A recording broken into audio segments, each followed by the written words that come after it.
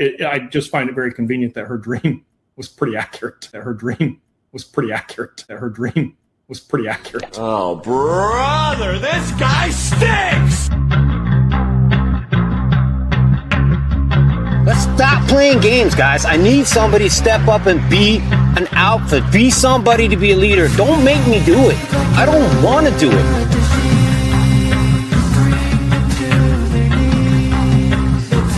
Is there anything that either of you wants to say about justice and what it would be in this case? No. No, I'm not going to comment on that. We're not commenting on that. Yeah. We're down one, unfortunately, but we're going to move on. Yeah.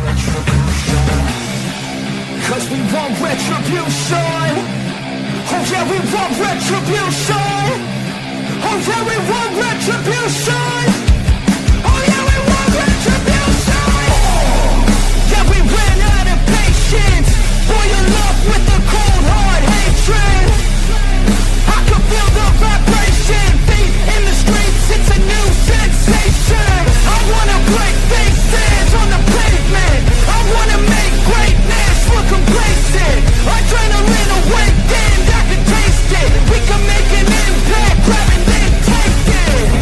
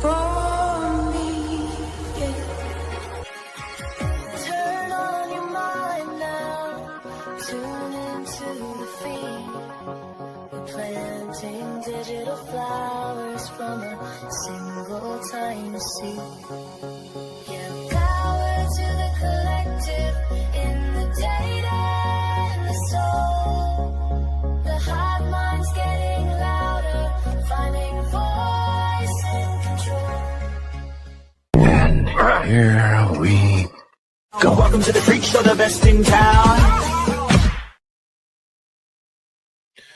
What is going on, Hive? I hope that everybody's ready for an awesome war room. I know that I certainly am. If this is your first time tuning in, I'm your host, Birdie, and I go live weeknights at 7 p.m. Central. And then for the Hive Plus members, I shut down the chat just for them on select Saturdays, and that will always be around 10 a.m. or 11 a.m. Central. So thank you to everybody who is in the chat right now that does choose to support this stream financially. If you would like to join into the chat today, the mods will be dropping that Hive Plus link. However, if you're not a Hive Plus member, no worries. You're obviously still seeing this, and so the stream can still be viewed. And then after the official live ends, you can comment under the video as normal. And so with that being said, Hive, that intro, I'm not going to lie, I was kind of geeking out making the, oh, brother, this guy stinks. Because if that doesn't just sum up what 99.9% of people's reactions probably was when Cy got about 5 seconds into the questions, I don't know what else would.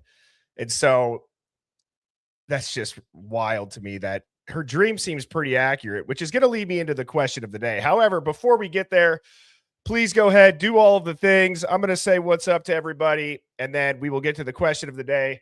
Here's what I have planned as far as on my end. These war rooms, they're a lot less presentation, a lot more collaboration. So usually what we'll do is we'll kind of put a bow on what we discussed throughout last week, and then we will dive into some things more as like a live dig for this upcoming week. I've also been wanting to show Accomplished Date's theory slides. Accomplished Day, for those of you that don't know, or as a reminder, put together an incredible timeline.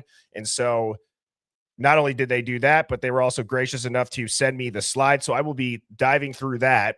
I plan on going much deeper on the slides, but I figured today, given that it's a smaller chat and I'm going to be able to read the majority of them, we can go through the slides and give a general overview of it. And then maybe Accomplished Day can call back in and we do a super deep dive, which I'm looking forward to. Kitchen Showers 101 said, I feel a crash out coming on today.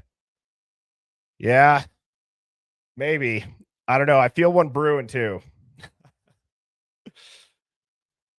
One Can Leanne said he rage baited us. What's up, Jess to the Nest? UFO Dog, Luna Bliss, formerly known as Beck, and Discord Dawn, best mods on YouTube. Speaking of Discord Dawn, thank you so much, Dawn, for gifting out 5+ Hive Plus memberships. And also, if you are a Hive Plus member on Saturdays, every time that I do a war room, I will do a giveaway as well. So I think what I'm going to do today for that giveaway tool is I'm going to do that in a couple of minutes, just so that we can focus in on what we're going to be diving into today. But I always enjoy doing these giveaways. I think it's fun to give back to the people that, like I said, do choose to support the stream financially. And I'll also do it sometimes randomly throughout the week, like on a Friday night call-in night, which the call-ins last night were absolutely awesome. Third Apache, how are you doing? Mindful Hayes, Lynn, Matson, Angel Heart, good to see you. UK Karen, Brandon, Sluther there, Curriculum and Crime, UK Karen again. Oh, what's up, Accomplished Day? Good to see you. Don't Drink Chunky Milk, K-Cast Girl, Tiffany, Brad, UK Kaylee, Aaron Riley Creates, Chaos and Christina, Heidi Titties, Tripsy Turvy, Mother Funker. What's going on? Keeping Ron in check, I hope. Twisted Timo. Nita 6. Jessica says, hey, Birdie, it's time for Saturday shenanigans. Let's go. Riley Church said, crash out full send. 4 a.m. I think I could have been dreaming. See what shirt I got on today, 4 a.m.? Was yours the pink one that you had, or was it this color? The little thumbnail for people that do call in, if they do have their camera shared, is small, but this shirt is available on Hive Mind merch store as well. Big forehead, big dreams. What's going on? Lazy Daisy, Philly girl. It's Psycho Fool. Love the profile picture. Surely Redacted. How are you doing? Crime Junkie. Bree Bland. And Oceans 1111. How are you doing? Okay, so 4 a.m. I think I could have been dreaming has the pink one. UFO Dog's got the pink one. There's the link for anybody. Thank you, UFO Dog. And Ron has to go work on his actual work stuff today. Hi, Mrs. Funk. Can Ron come out and play? Do you remember those days? You remember those days of having to call somebody's house phone and having to talk to their parents, and somebody would answer like, Funk residence. Funk residence. This is Mother Funker speaking. What's up, Growth Redacted? I am the booger on the Resolute desk. Love that, Luna. Yeah, this is a great design. Shout out to Luna again for this design. What's up, Finest Frog Hair? Woohoo! Brad Harris. Carrie Scout. Mariko. Grateful Gal. Tiffany Atlanta says, those were the best days, the good old days. Oh, yeah. Rolling up on the bikes back in the day, or figuring out where your friends were, where their bikes were at, or their scooters. The rotary dial. I've never had a rotary dial. Has anybody in here had to use a rotary dial?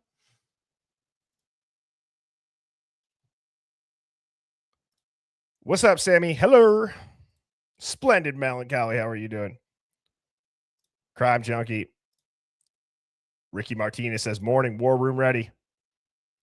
Bree Bland has, Mindful Hayes has had a rotary phone.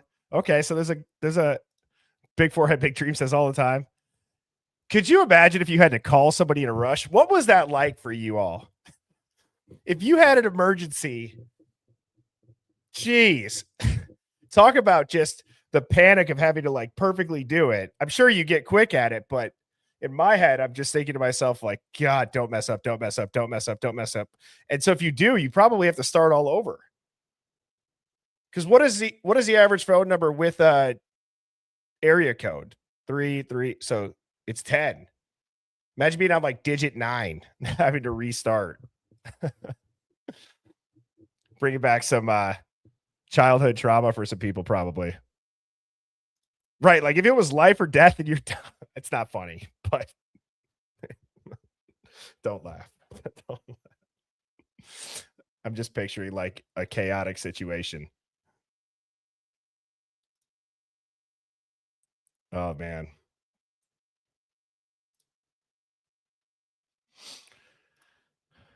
I was the first one of my friends to have one of those big brick cell phones, and I thought it was so cool, but then I realized that none of my friends had cell phones to call.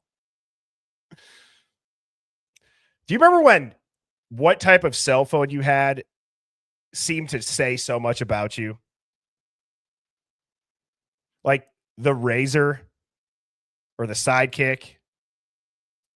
What were some other ones? But those days were kind of fun. Like, oh, what kind of phone do they have?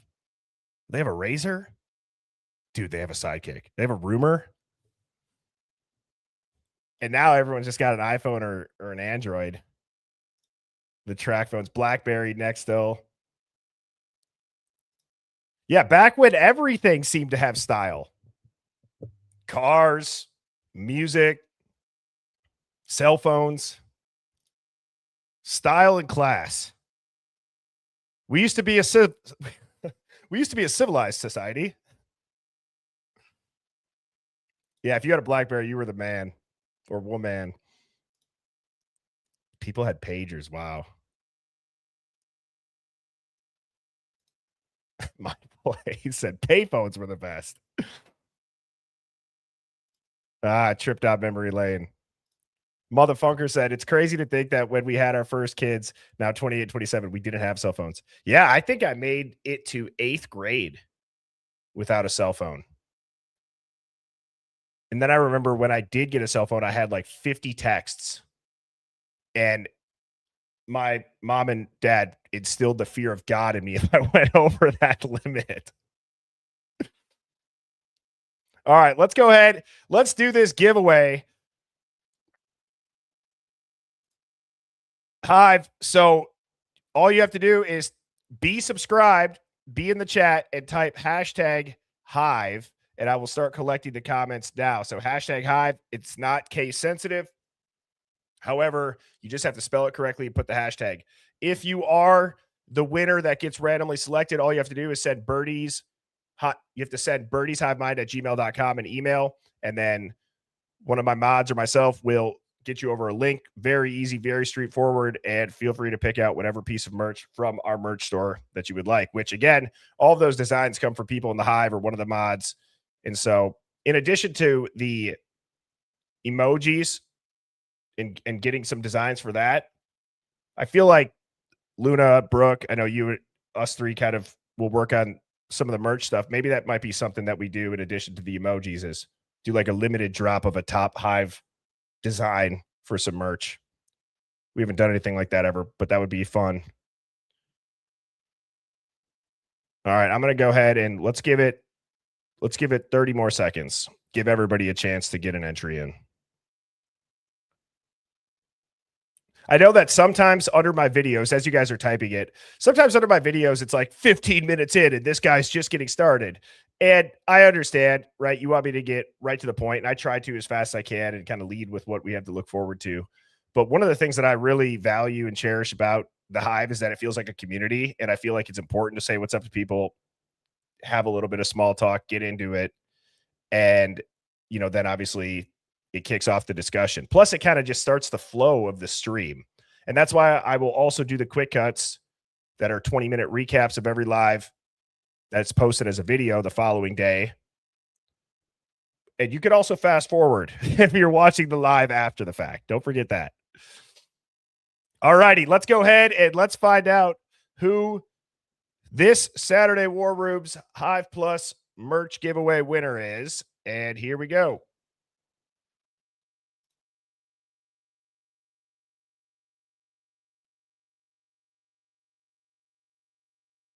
Firefly, congratulations. Firefly is the winner of the Hive Plus giveaway. And so, Firefly, please send an email to birdieshivemind@gmail.com and we will get you all taken care of. Enjoy the merch. And thank you so much for being a Hive Plus member as well.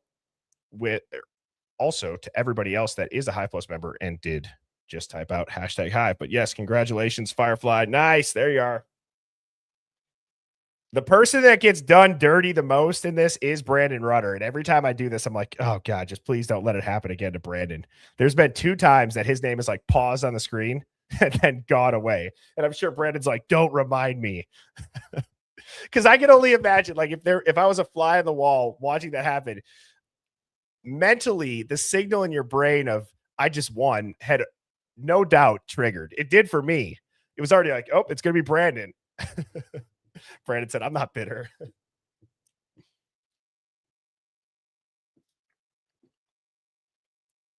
Tripsy Turby said, I just had a crash out trying to type Hive correctly. Yeah, good thing it's not on a rotary dial. Yes, congrats, Firefly. Thank you so much. All right, so I'm going to play this clip, okay? And while, yes, I kind of made a meme out of it, because there's so much truth and humor. And I think that it's a very effective way to spread information. I hope that makes sense. I feel as if humor or roasting or comedy, a normal conversation, is way more digestible than some lesson or some just very monotoned report. I don't know if anybody else in here, I would guess that a lot of us are like-minded. So I personally retain information so much better that way than just having to stare at somebody who shows no emotion and just kind of reads.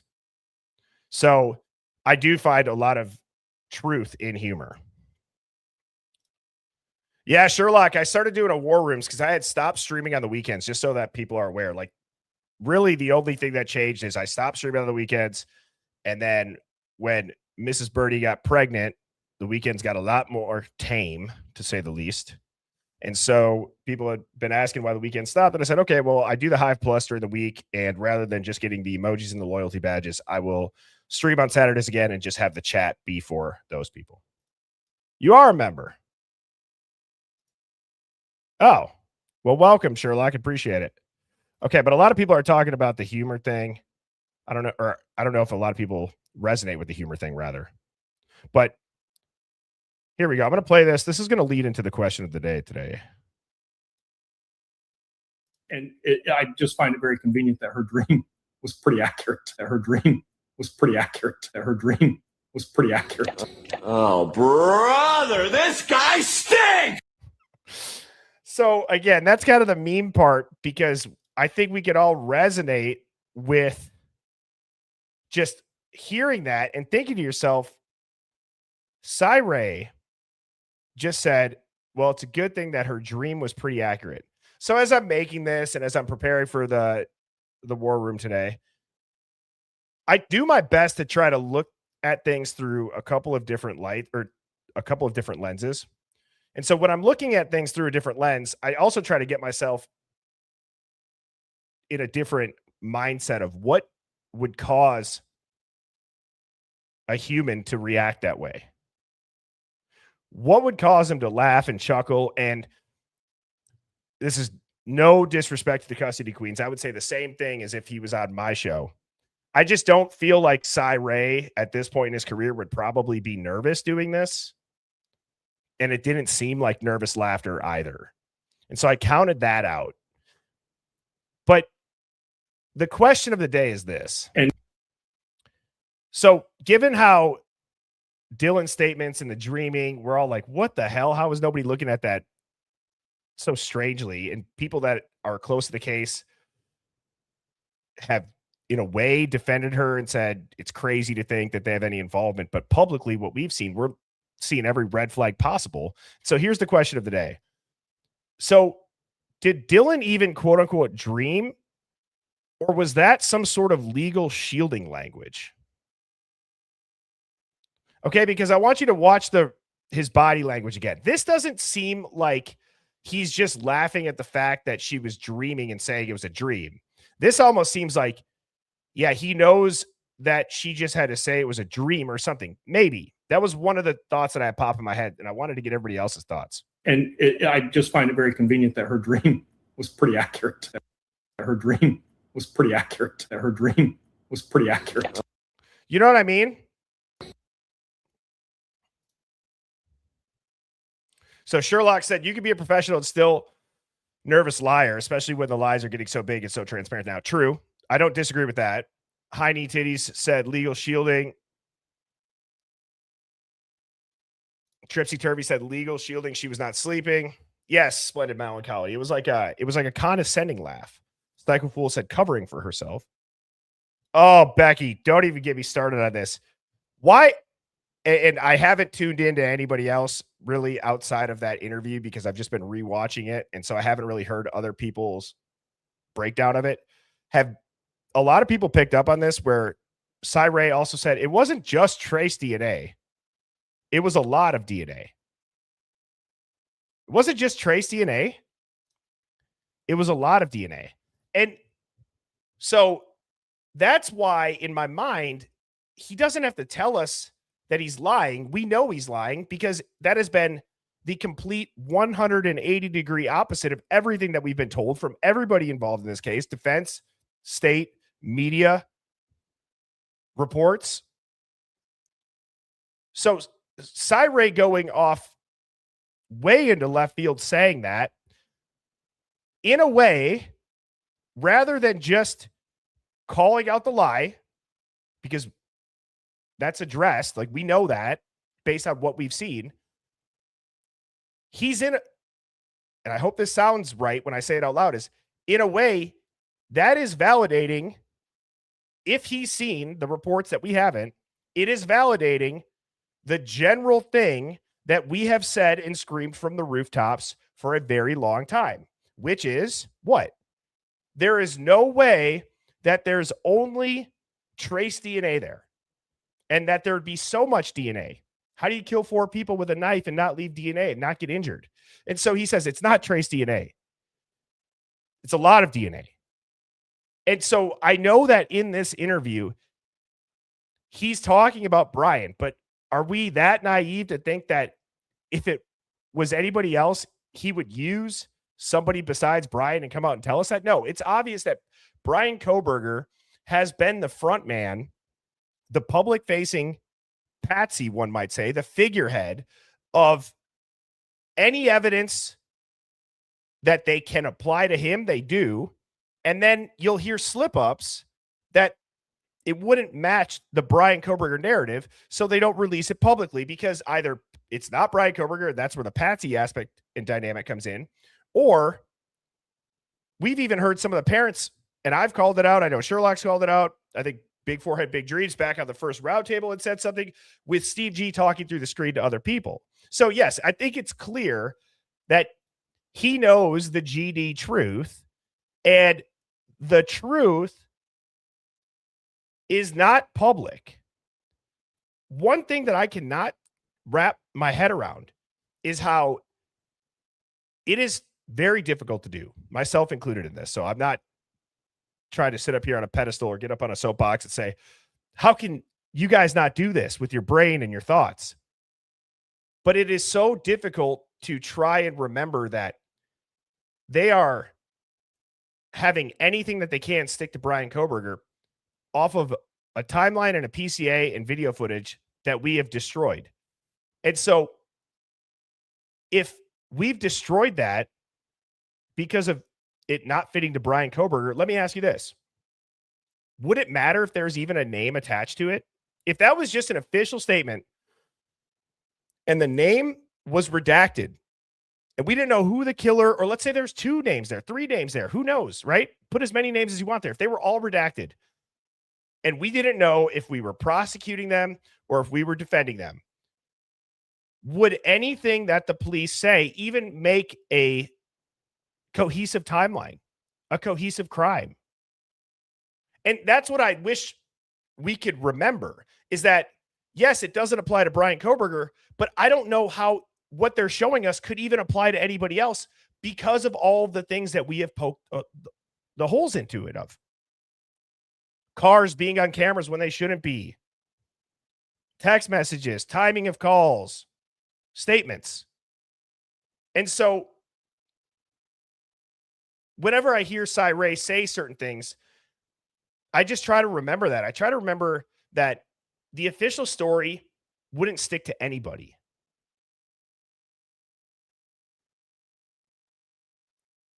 And I hope I'm not the minority on that. I don't think I am, but I hope I'm saying it in a way that will make people at least pause and think, if they think that Birdie and the Hive are just crazy people for saying that. But I don't know who the official story or who the evidence in the documents that the public has seen, I don't know how it could apply to a single person.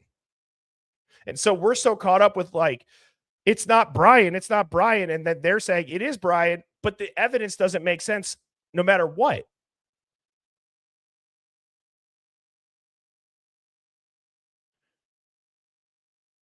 And today, what I'd like the focus to be on, and it's going to be different. I've been saying this, but I think it's about time that we actually do it as a community. And in the chat, I think Saturdays are going to be perfect for this, is let's go back to investigating, not analyzing and interpreting. Let's go investigate. I want to get back to, and sometimes I do feel like that's one of the best things that we've always done, is we're still showing videos and trying to break them down. We're still showing audio and trying to break them down. We'll throw some documents in there and try to loop it on back, but we need to investigate. That's my strength. I like to go down rabbit holes. I like to research and try to find a connection that nobody else would expect. And so analyzing and interpreting, just my opinion, for what's publicly released, I've heard it enough times from experts and people close to this case. It hasn't been made public. Nothing's been made public that would lend any sight to the truth. Now, it goes back to the poll that I had in the chat before the live yesterday, too, where it was like, how many people think that there's truth in these documents? And people said some. And yes, I think that was tied. Or I'm sorry, it was no and some truth tied. And yes was at like 7%. If it's some truth, that is where I think they want us. And I think that that's the field that we've been playing in. If they were going to do this the right way, and if we were to really take ourselves out of it and zoom out, mixing truth in with a bunch of lies has been a tactic since the beginning of time. It's also a trap.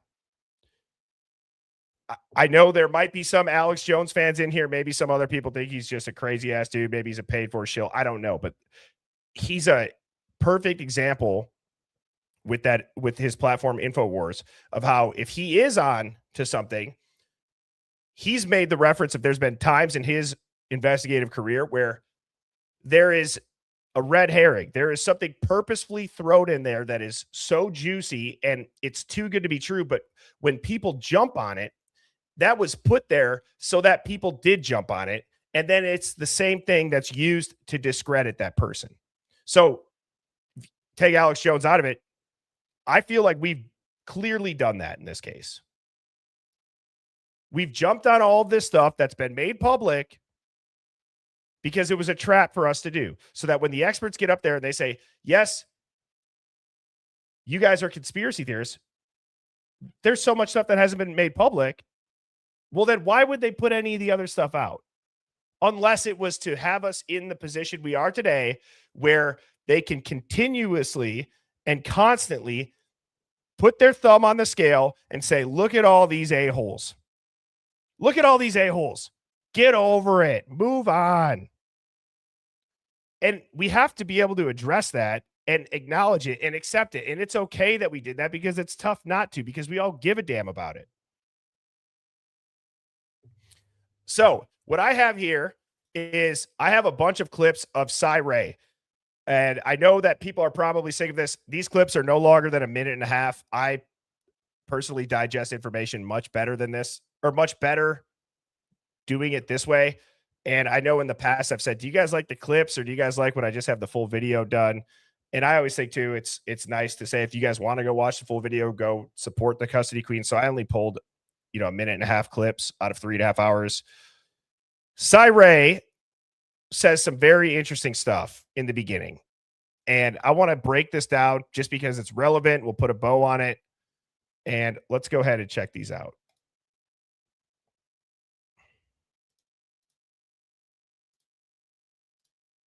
And then for the Idaho case, was this the first case where you were an expert for the defense? This is the first and only case I've ever testified on behalf of the defense, or that I actually did work on the case on behalf of the defense. There's other times that I've been compelled to do things with the defense, but this was the first time I actually testified as a defense expert. I was retained as a defense expert to testify. Now, Sammy T. Mafia had brought that up, and I didn't have the clip when I was originally talking about it, so I wanted to make sure that I gave context to that. Does anybody feel like that's strange? And as I progress throughout these clips, you'll see what I'm talking about.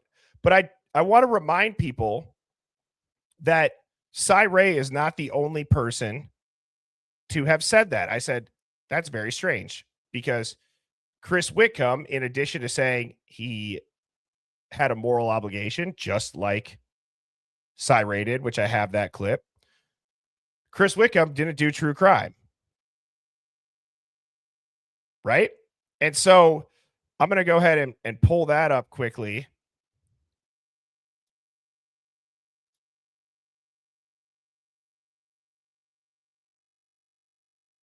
Sorry, PC's being a little bit slow.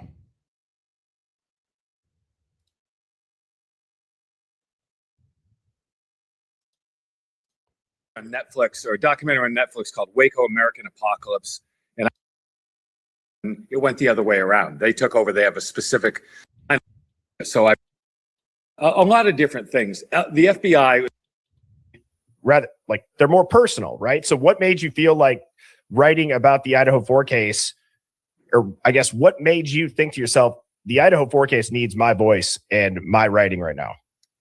It's sitting here right now. I'm not sure that I feel that in this moment. I don't know that I really. Let me back up. I've written two memoirs, 3 novels, and I wrote a memoir that came out last summer, and I was looking for the next thing to do. I've got a great book agent, and he called up and he said, well, why don't you try true crime? And I thought, all right, I'll give it a try. Mm-hmm. And there's a famous missing persons case in Springfield, Missouri called the Springfield 3. 3 missing women from 1992 disappeared, no trace. So I said, all right. And I got hooked up with Dylan McDermott, the actor Dylan McDermott. Really remarkable guy, great guy. So I was working on that book, and I had a buddy, an FBI agent, retired buddy, and he came over. We were having coffee, and he said, what are you working on? And we were talking about that. And I said, what are you working on? And because he was doing cold cases at the time, and he told me about this 4 horrific murders in Idaho. One of the things that I pointed out in the past, though, is it's very odd that his FBI buddy said he was working on cold cases and he had brought up the Idaho 4 case. Could just be the way that it's phrased, but it did perk my ears up. That had occurred, and they arrested a guy named Brian Koberger, and he was working on that case. He was working peripherally on that case. So I completely ignored it. I was buried. And how an ex-FBI agent is just somehow working peripherally on the Idaho 4 case. Massive red flag. How did anybody get access to this? Ex-FBI? Are you kidding me? Going over, having coffee with an author that's also ex-FBI talking about this case? With the 2 years of these 2 books that I had written. But we had a follow-on conversation. And he said, look, I know you're busy, but I got a couple of questions. Maybe you could help me out with them. And he started showing me elements of the file to which he had exposure. Okay. Looking at it, saying, what is this? How does this make sense? And the more I looked, the more I realized that it was one of the most compelling things I'd ever looked at or had anything to do with. But my initial reaction was, look, they arrested this guy.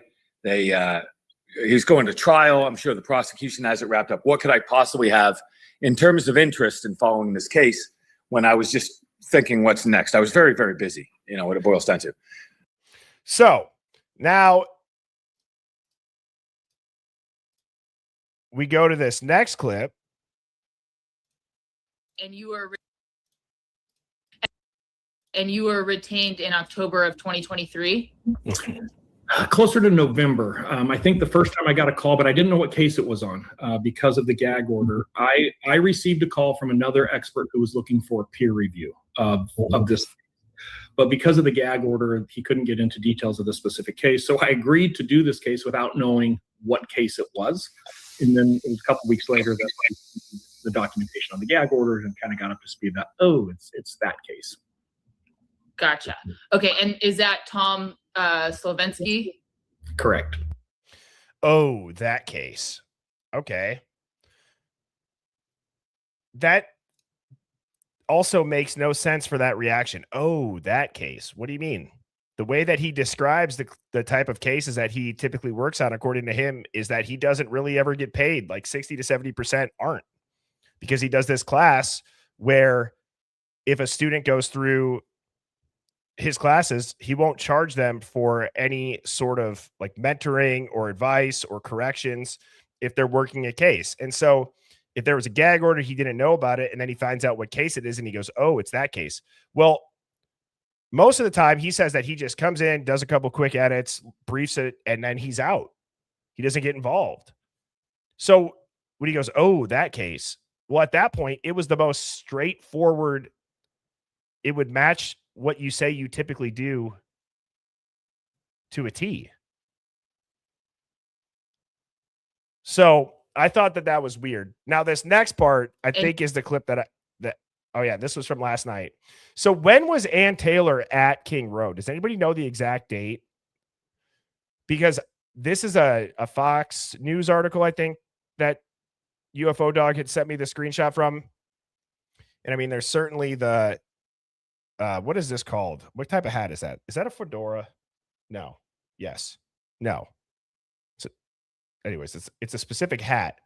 Yeah. Was it the 28th? Because Sam had asked him, did you get involved in, what date did she say? And you were retained in October of 2023. Closer to November. So does he mean November of 2023? Unless Sam misspoke, but if it was October of 2022, that wouldn't make sense because the crime hadn't happened yet. So that's why I know Sam's right, but I don't know why Cy would say November. And if that's him, maybe it is, maybe it's not. Certainly looks like the gray hair, kind of.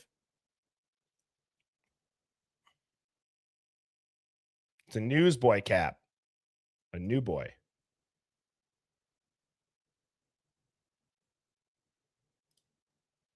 So let me actually just look this up so I can get, I feel like people might have typed it in there.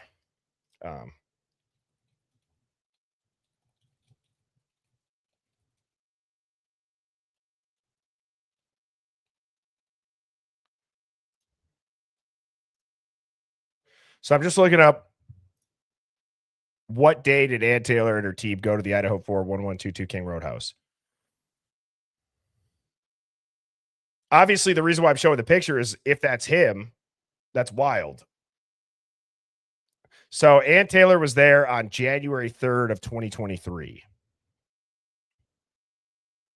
So it was on Tuesday, January 3rd, 2023, the day before Koberger was transported back to Idaho.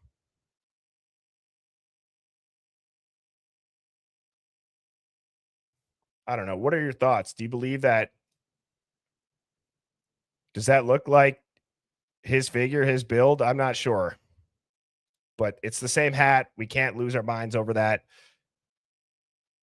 I just think that it's at this point in the case where nothing's going to surprise me, Hive.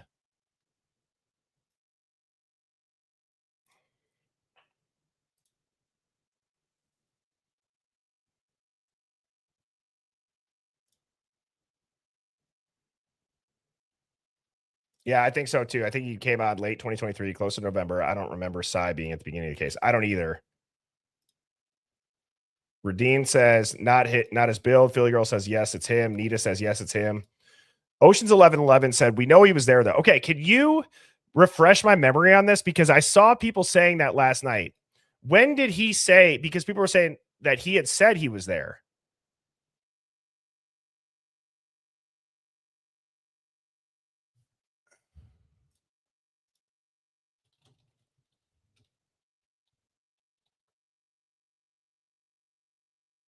Oh, thank you, Riley.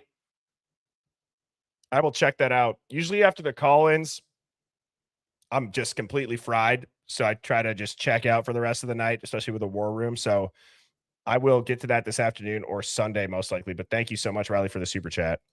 Okay, so this photo could be from before the house was taken down, because, you know, the house was demolished on Thursday, December 28th in 2023. So if he came on in November of 2023 and that's him, then it's obviously not initially. It's before the house was torn down, and it was not the same day that Ann Taylor was there, when it was the day before Brian Koberger getting transported back to Idaho. So if that's him, then I don't think that that's sketchy at all, and that would actually make sense. And that's what we do in here. I wouldn't even classify that as a temporary bombshell. I think that was just something that we have to work through. There's so much information and stuff to remember in this case that sometimes you got to go back and refresh your memory on the exact dates of stuff, not necessarily knowing when the house was torn down, but you know, the date that Brian Koberger is transported back to Idaho. I don't know if I could have told you that exact date. I could have been close. And I also didn't know that Ann Taylor was there the day before off the top of my head. So it's good to go back and refresh your memory and work through it, as Philly Girl just said. That's so true. Pineapple Diana said, I think on Friday nights, you're always super excited, Birdie. And then at the end of the night, you're like, I need a cocktail, a stiff cocktail. Yes. Most times after I get done with that, I'm asleep before my head hits the pillow. I feel like there's such a focus on, like, it's sensory overload. I got the lights in my eyes. I got to listen. I got to talk. I got to click around. I got to see the chat.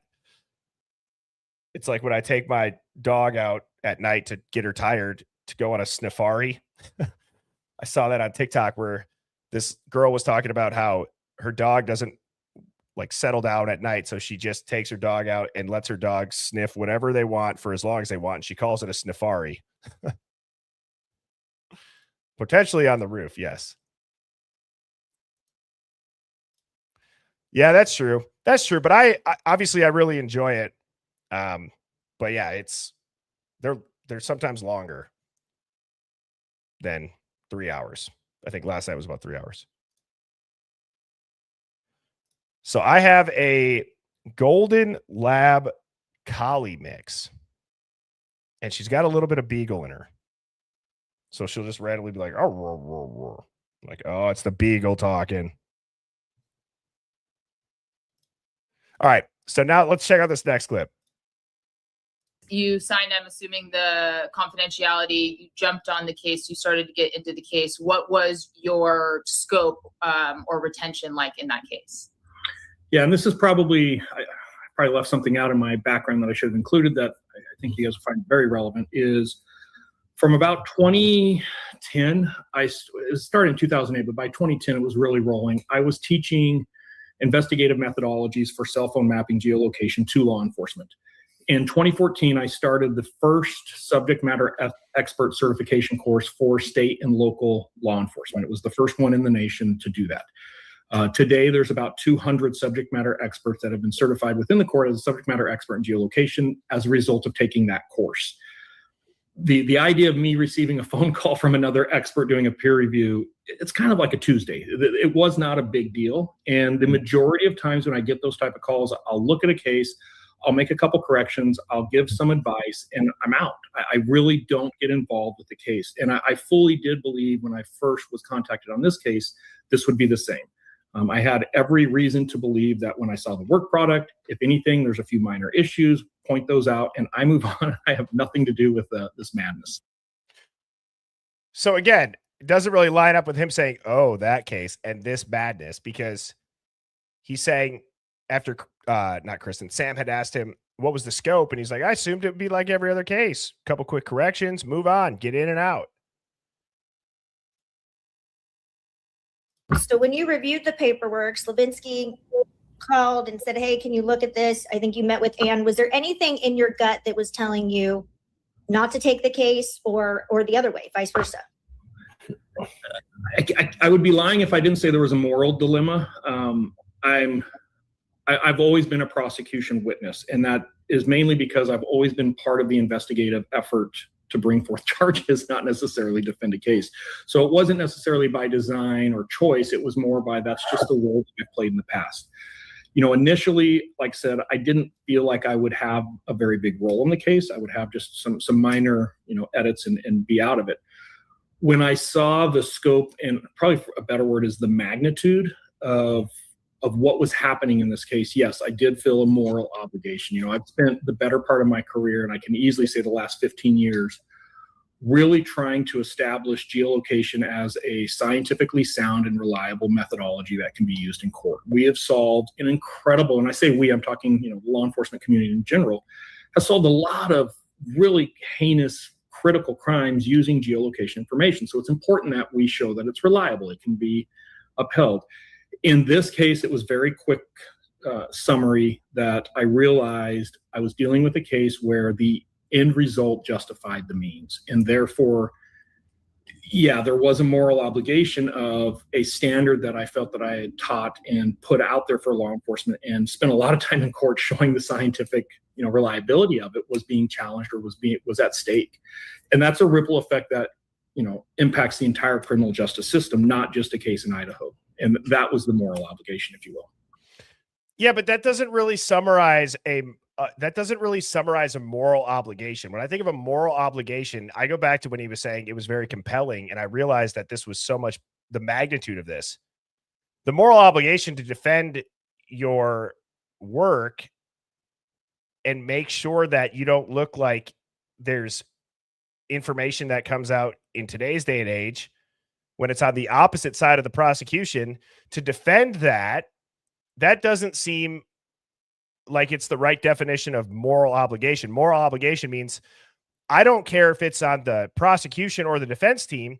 My product for the company that I sold the LexisNexis, it works. That's what I think a moral obligation is. Moral obligation is I'm going to do the right thing with this technology that I know after combing through 2 billion collected phone calls, not just in the US, but throughout the entire world, and helping law enforcement solve countless crimes, and that we use this technology as a whole, as a community, to solve these heinous crimes. My moral obligation is to say, I don't care if this is for the defense or the prosecution. I'm going to come in and I'm going to tell you what this technology does. However, to say that the moral obligation is usually I'm putting bad guys away, not defending them, I don't understand how that applies to what Cy Ray does, or why that would be any sort of a moral debate in his mind. Now, if you were to look at it through the lens of what Chris Whitcomb had also said, that once he got eyes on it, he felt like this was something he had to do. Cy Ray said, once I saw the magnitude, there was a moral obligation. One random night, Moscow, Idaho. Nobody ever really heard of it. Small town, no motive. Guy just moved there, no connections. Single weapon. One man. 20 minutes. What's the magnitude of that?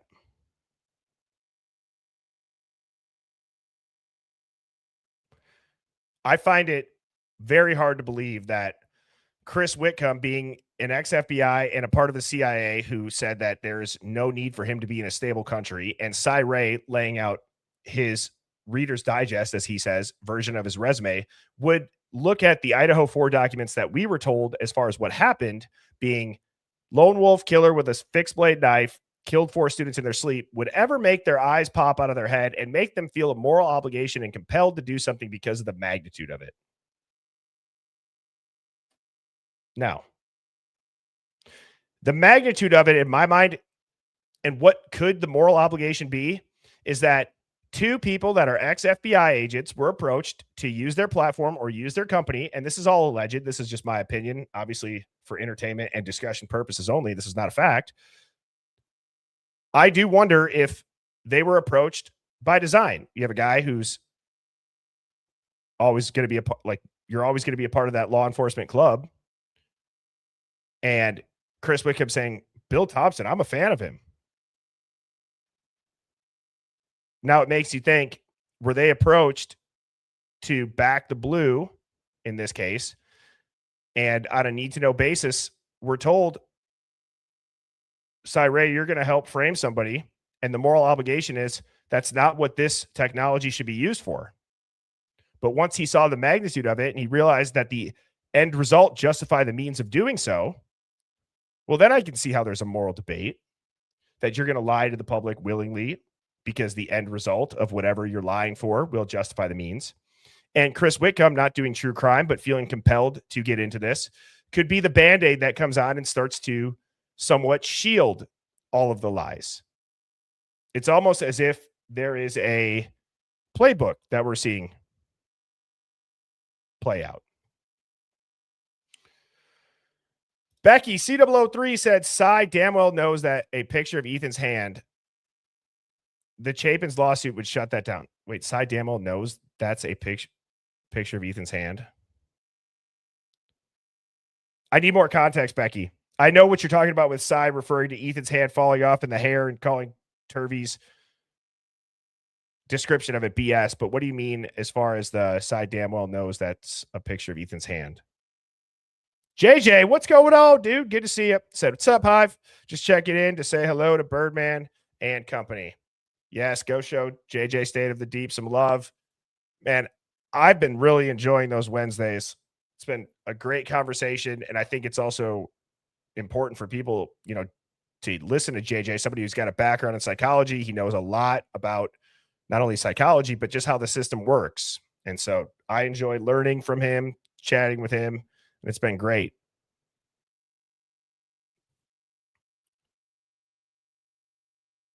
Let me see if Becky responded. Right. In the end result, they get to gatekeep the secrets. Correct. Vet said, you lost me at, I'm a fan of Thompson. I feel like I've said this before, but when Chris Wickham said that, I couldn't believe it. And it just, the thought in my head, I go, what? I kind of was like, oh shit. But I was shocked when he said that. What's up, General Star 23 said, checking in from work. Good to see you.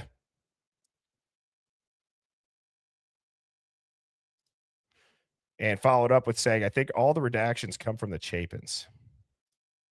Brandon said, well, if it was to try and convince this community, they've been mostly failures, but I'd assume it's just to give us a runaround. We also have to remember too,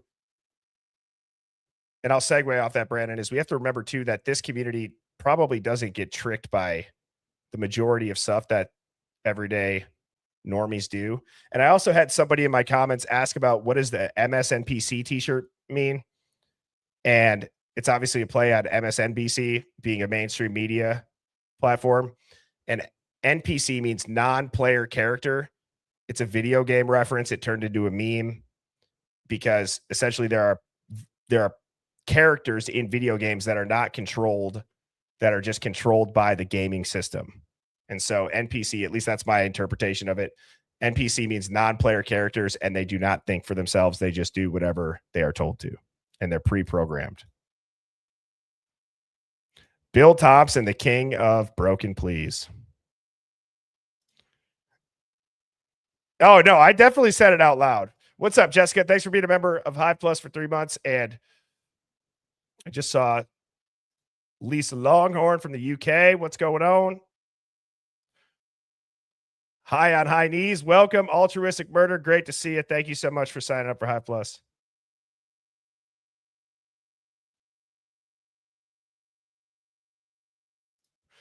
Aaron Riley Creates says, I think they thought they would move on from it and not fight back like this. We are getting closer, or maybe even did solve the narrative, so they want us to stop talking. What I think that, how can I say this? I think they're afraid that the narrative, the original story, can be broken down so easily. And there are enough people talking about it, even if they try to shadow ban the algorithm or they flag a word where if the AI algorithm hears Idaho 4 or hears a victim's name, maybe it doesn't get pushed out. I don't know for sure, but I have my suspicions, especially on TikTok. All of those videos get disqualified. My TikTok count, for anybody that cares, if you don't see me posting on TikTok for a while, it's now because I got another strike for posting a clip about it was something just ridiculous. I was ranting, oddly enough, about Ray, and that was the video that got it. And so now it's a 90-day warning or the profile gets deleted. And all I said was, this doesn't make any sense. I thought it was so good. How is this a terrible investigation? It seems like it was a miracle that you found Brian the way you did, given the IGG, and then he takes a plea deal, doesn't have to say anything. That doesn't sound like a terrible investigation. That sounds like an incredible feat. I think I had just posted that yesterday or the day before.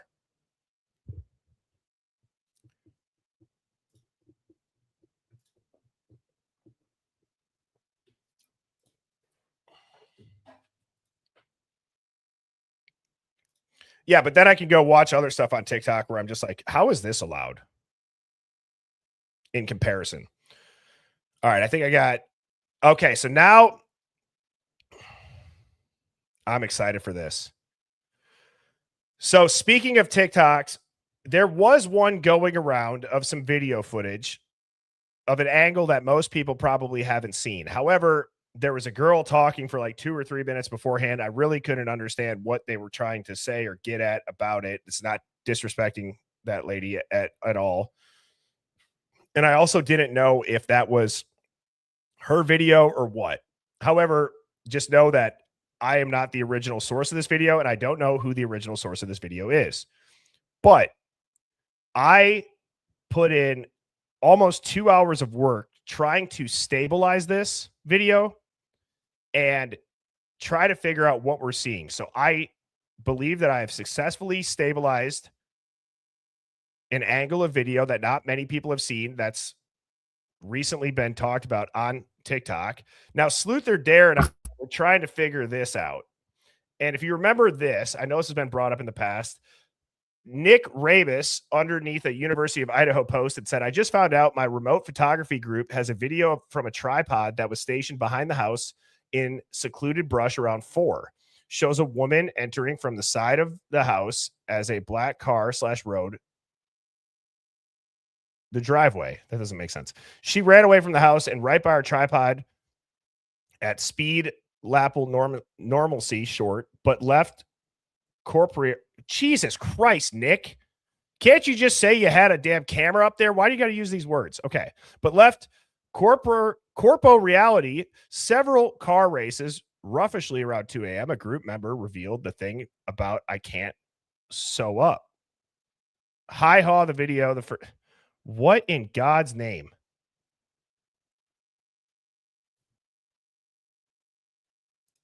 That can't be right.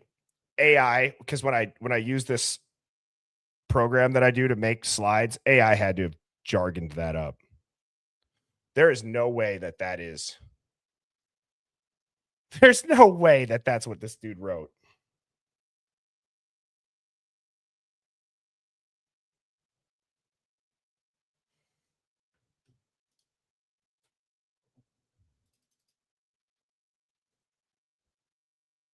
Okay. Yeah. Good. He didn't do that. My bad, Nick. Sorry.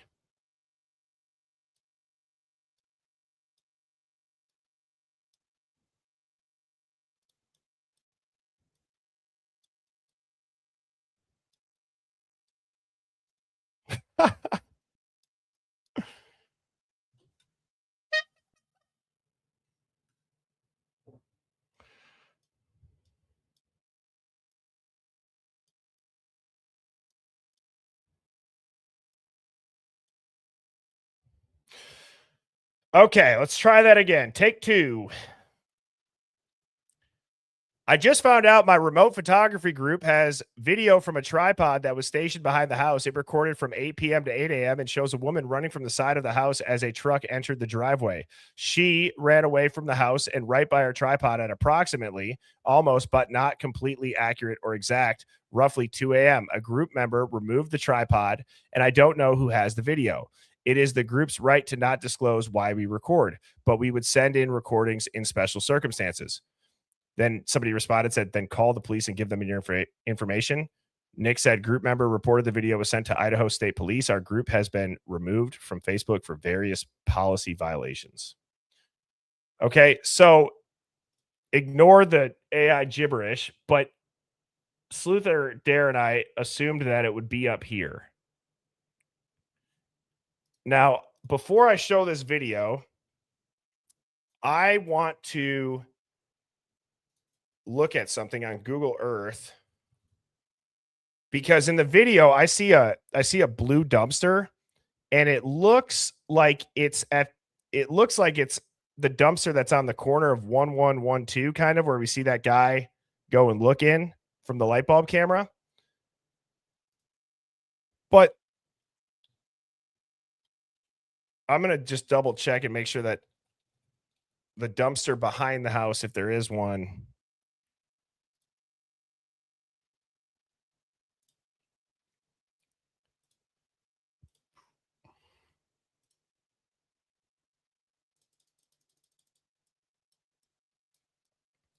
because it's on a corner. And I don't think the angle that we're watching is right here. I think the angle that we're watching is like right here.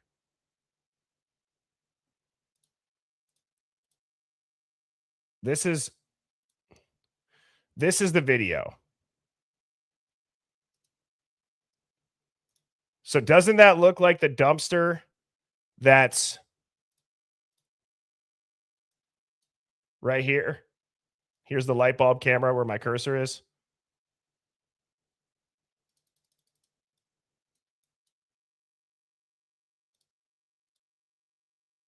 Yeah, that's not behind King Road. So I just wanted to clarify this is not the tripod video. I've seen other people saying that under comments on the video.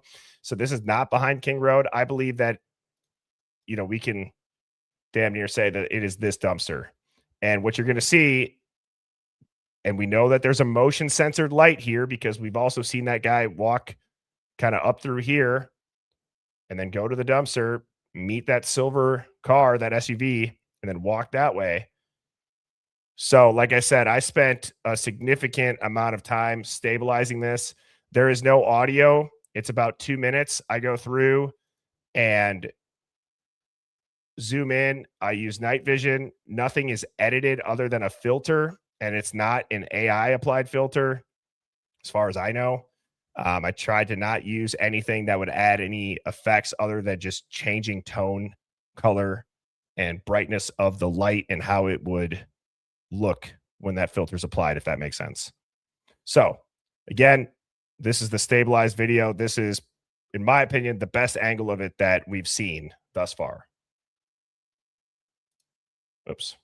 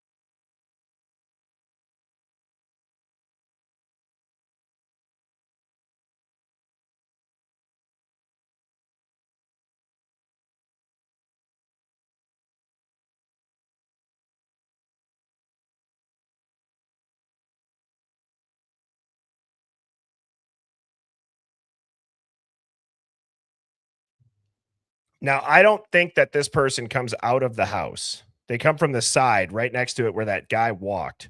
that we see, or he comes from the house over on the side, I believe. But I saw some people speculating that it looks like the person's naked. So again, this is speculation, but no matter what filter I put on, the entire body is the same color.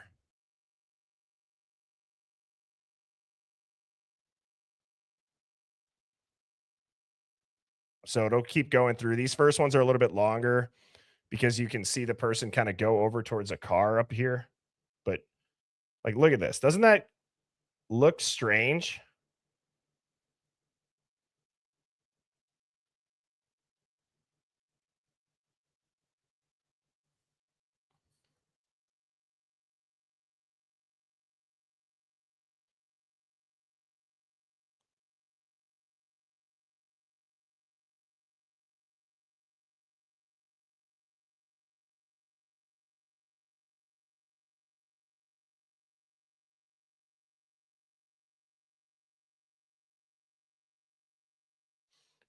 It also doesn't look like they have any like baggy clothing on. I don't know. I'm not claiming that they actually are naked, but that's what people are saying. Kind of see their elbow pop back. I feel like you can see like ass cheeks if you do put yourself in the mindset of they are naked, but I don't know.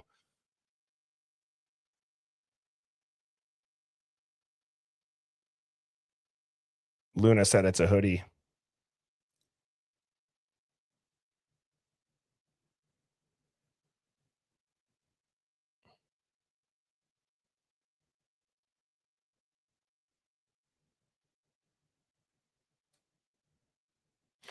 So I don't know. It was ridiculous how much that took to like make it stabilized, because whoever was recording it, like many other footages in this many other pieces of footage in this case, somebody was recording a screen of a screen. So that was the best that I could get it. Now, what I haven't done is, because I wanted to do this live,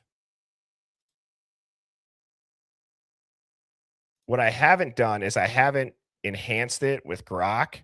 So I was gonna try to do that quickly. But I mean, yeah, to say that you could for sure make anything out of that, I don't think you can. And I don't think that it's the camera set up behind the house. But I'll let that play up in the corner as I get this Grok thing ready to go.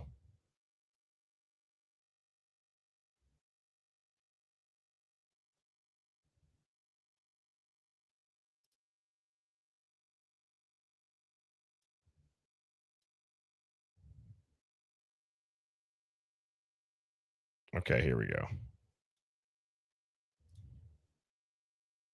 So now this is what Grok just did.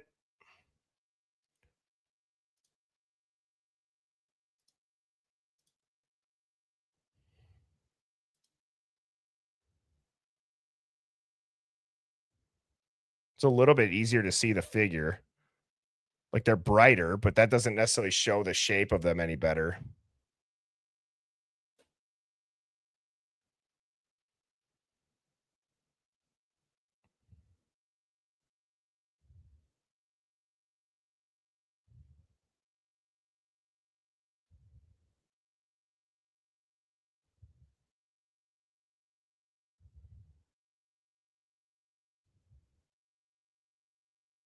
That was probably the best one right there in the beginning. Right there.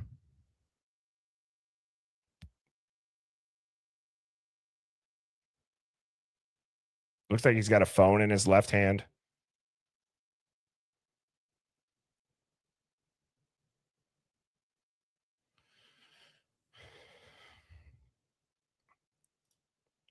So again, I don't know. I thought it was, it was making its rounds on TikTok.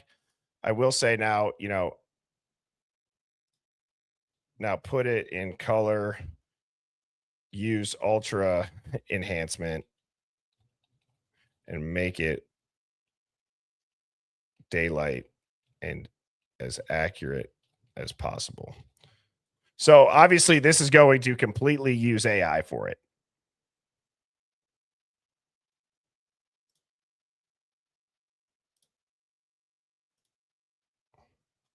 I'll do that, and then we'll get to Accomplished Day's slides. How's everybody doing thus far?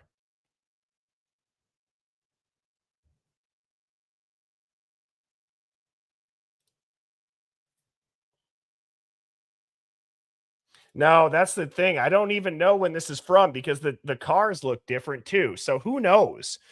Who knows? I mean, that's the other thing too that just drives me up a wall is like, okay, so there's this video out, and I hope that I don't seem like I'm peddling to anything, but I just know that it's probably not the Facebook groups behind the house, and there's no timestamp on it, and the cars look different. But my best guess is that it's filming from across the street of that corner. Becky C003 said the picture of Ethan's hand will never, ever come out because of the Chapin's lawsuit. In my opinion, Cy is only there to discredit Turvey. Well, here's quite a discussion, I'm sure. So if Chris Whitcomb was the ghostwriter for Turvey and people discredited Whitcomb because maybe Whitcomb didn't know the case that well, but the information is Turvey's, who did we really discredit? Now that's a cluster. But thank you for the super chat, Becky. And I agree. I mean, that lawsuit probably will shield all of it. Ooh, like a cop car dash cam. Again, just recorded with a potato. Matches that pattern perfectly.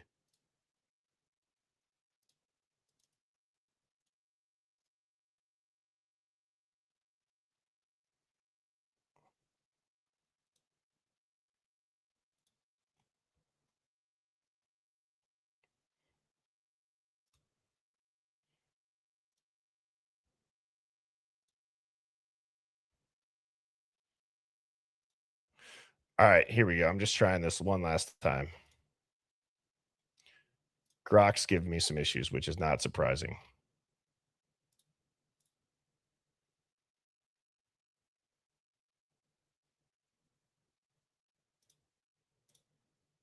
Last try.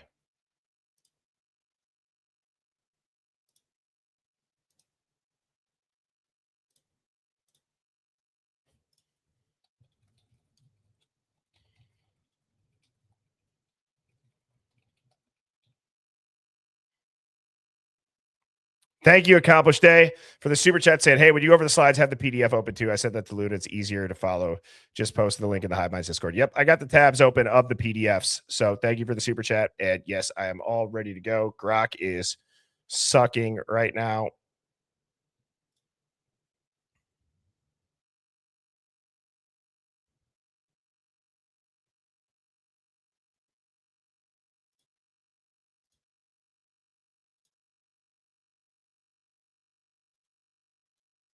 All righty, here we go, Hive.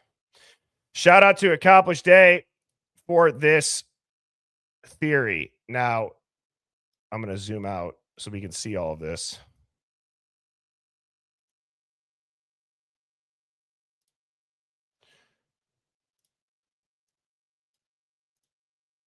Move myself down to the corner.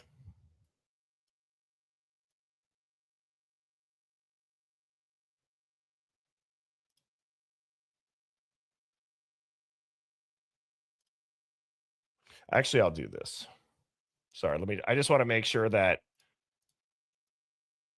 I'm in a spot that's not going to block anything. Okay.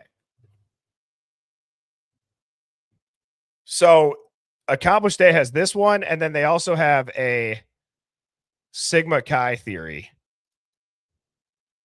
Does anybody have a preference on what we do first, or Accomplished Day? Is there any one that you would recommend? Again, this is all alleged.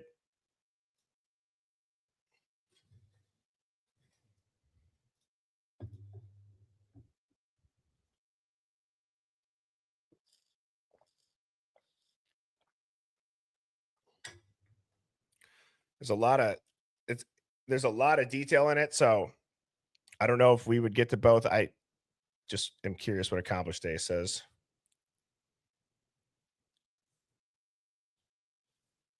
Oh, those slides go along with it from Sigma Chi.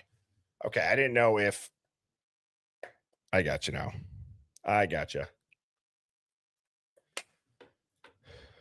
All right. So the document presents. This document presents a theory, an unconfirmed, speculative reconstruction of events, not an established or proven account of what occurred. Individuals discussed in connection with the Sigma Chi timeline are referred to by initials PE, JS, TD, TG, rather than full name. This is a stylistic choice only and is not intended to imply anonymity. Jesus. It's not meant to make them anonymous, protected status, or confirmation of any allegation. No claim in this document should be read as a factual assertion that any named or initialed individual committed a crime, engaged in wrongdoing, or acted as described. All content should be evaluated as opinion and speculation pending verified evidence. So here's an overview of all the addresses, and I do see what you're saying now, Accomplished Day. This one's going to be much easier to see. So maybe I'll use this map.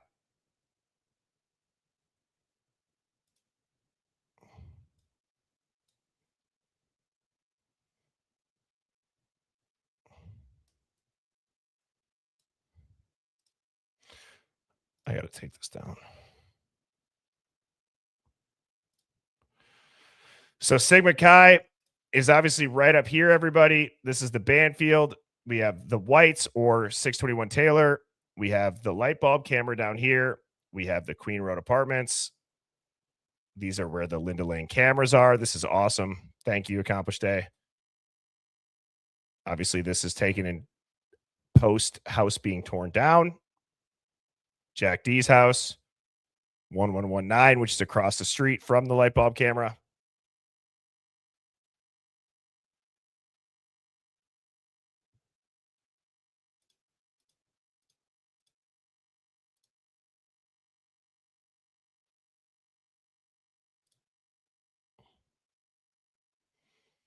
Okay.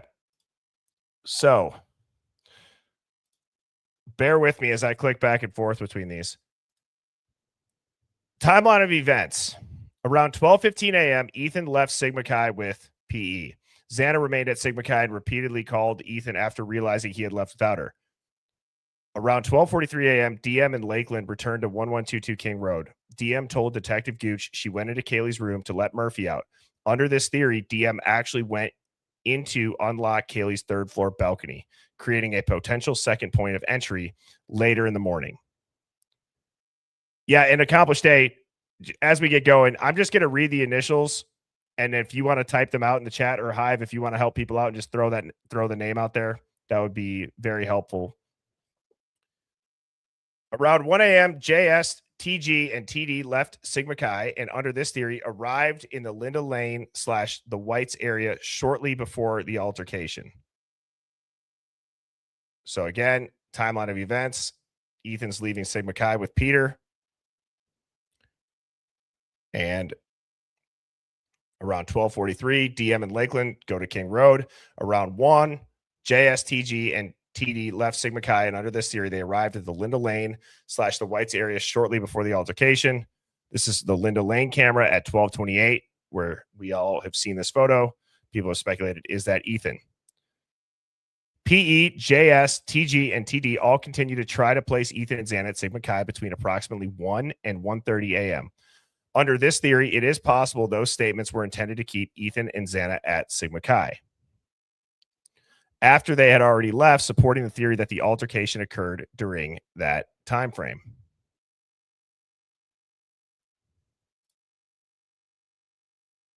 Here are some individual statements below. 1:15 a.m., TG left Sigma Chi for the rack at the Whites with TD and JS. 1:20 a.m., PE left Sigma Chi to go to AGR, a neighboring fraternity. 1:20 to 1:25 a.m., PE's last confirmed sighting of Ethan and Xana together was at the Sigma Chi Lodge. He says Ethan and Xana went to his apartment after the lodge party, ended to collect their things, a couple of beers, possibly Ethan's black formal coat, possibly Xana had a bag. He, his girlfriend, Ethan, and Xana then went back to the lodge. Peter thought Ethan and Xana were going to AGR, but they never showed up. He assumed they walked back to King Road, which he estimated as about a 3-minute walk. At 1:30 a.m., TG reported seeing and speaking with Ethan at the Sigma Chi frat house. TG later left Sigma Chi with JS and TD and went to a gathering at the White Avenue Apartments known as The Rack. Around 1:15 a.m., under this theory, an altercation occurred near the Linda Lane / the Whites where Ethan was injured. Xana showed up to Linda Lane and saw the fight. Here is a diagram of the route.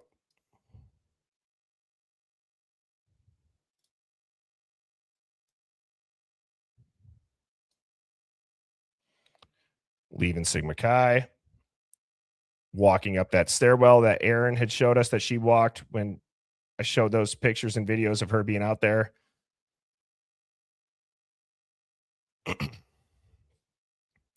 Xana became upset, left Ethan, and went to the Whites. They then returned separately to 1122. With Ethan arriving home first.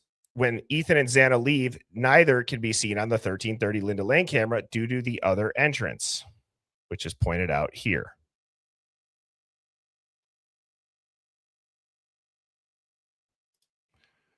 Yes, possible fight location is shown. I'm guessing. Oh, yes, here's the arrow.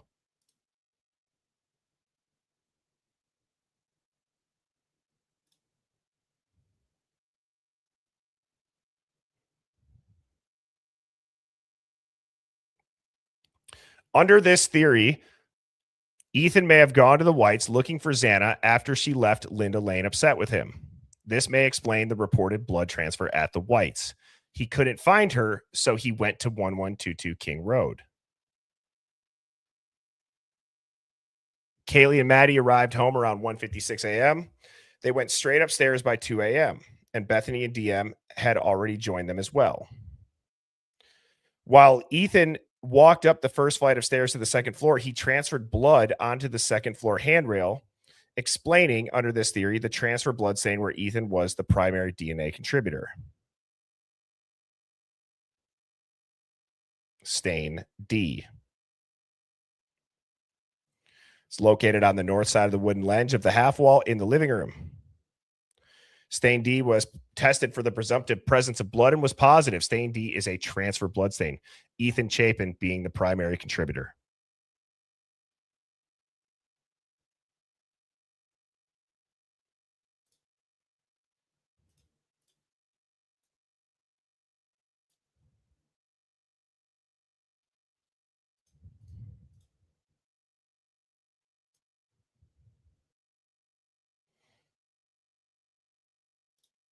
I have to fill up my water, Hive. I got a cotton mouth coming on. But so far, this is awesome accomplished day. And that's why I sound like I'm talking slow, because I don't want you guys to hear the into the mic. So I'll be right back.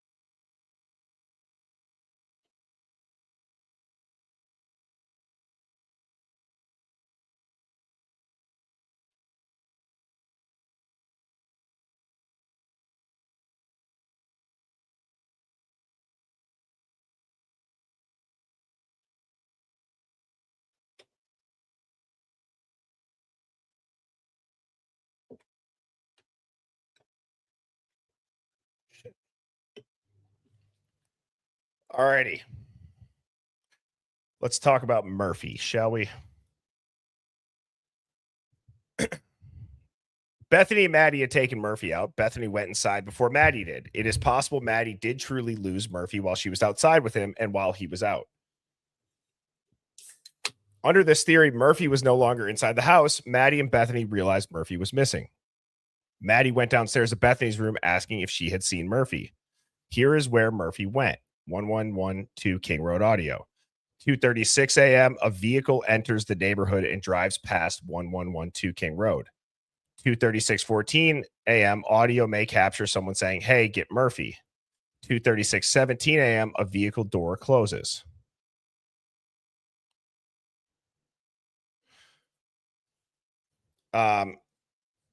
You know what? I'm going to try to, and we might not get through the whole thing today. I mean, we probably will, but just if we don't, just know that I will pick up where I left off, and I'm going to be showing this again. As I said, Accomplished Day will be able to go way more in depth, but with how busy last week was, I was not able to. So I think it's important to show the actual audio clips though. So let me pull this on up.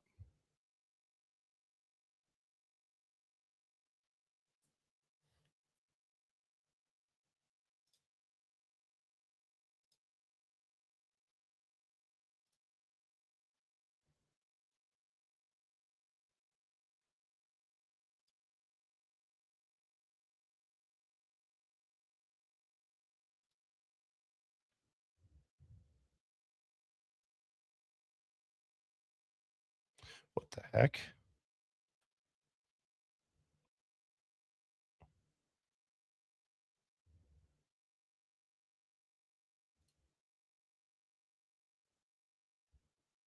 $236.08. Okay.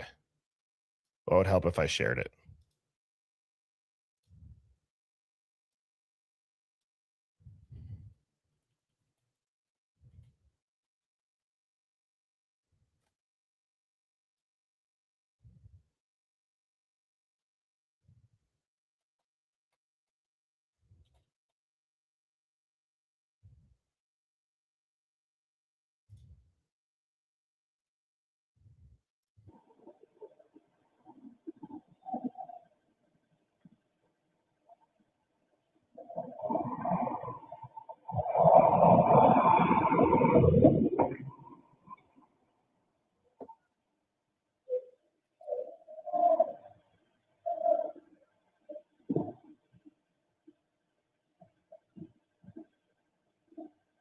So what I'm going to do actually real quick, let me read the rest of this so that we can follow this better. That's my bad. Okay, so at 2:36:08, you're going to see the car pulling in, picking up Murphy. 2:36:27, audio may capture someone saying, "Come here, doggy," or "Come here, Murphy." 2:36:39, headlights appeared near JD's carport, suggesting the vehicle may be turning around. And at 2:37:08, leaving with Murphy. Okay. So that's the series that will play out. I'm going to go ahead and start this over now.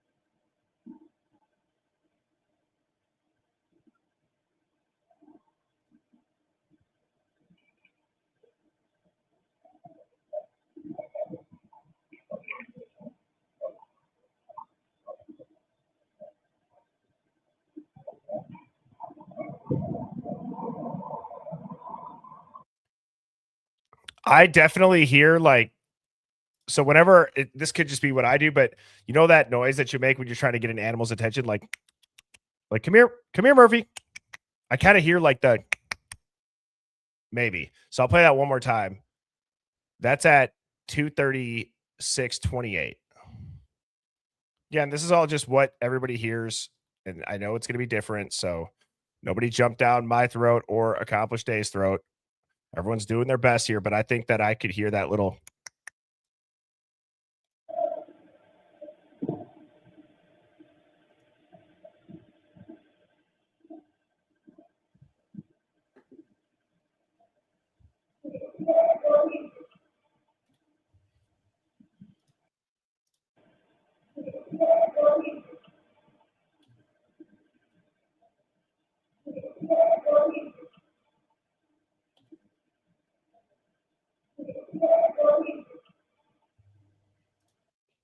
So I hear it kind of at the end.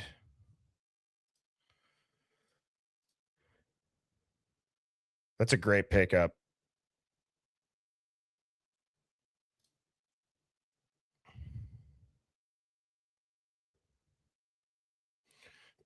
Now the attackers mentioned above either followed Ethan home or were already hiding in the downstairs spare bedroom. Xana arrived home, changed for bed, and got into the bed with Ethan, explaining under this theory why her DNA was beneath Ethan's right fingernails. There's evidence that Ethan Chapin and Xander Kernodle were in close proximity to each other at some point after the assault began, as evidence by the finding of Kernodle's blood and DNA under the fingernails of Ethan Chapin's right hand, and the findings of Chapin's blood and DNA under the fingernails of both Xana Kernodle's hands. One assailant could contain two people in close proximity to each other, especially if the assailant is armed. A single perpetrator can certainly use more than one weapon and use multiple types of lethal force.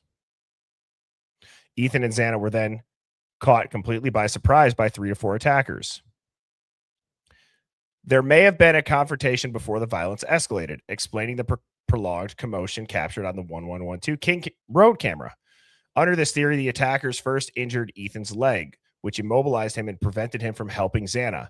This is why we hear on the 1112 King Road audio at 2:42:51, a male voice on the 1112 King Road cameras appears to yell to say, "Y'all, stop, stop, stop." At 2:42:57, a voice appears to yell, "Get the fuck off of her," or "Get the fuck off of him." Unclear. Under this theory, there were at least 2 to 3 attackers during this encounter, and neither Ethan nor Xana survived it. So 2:42:51 and 2:42:57.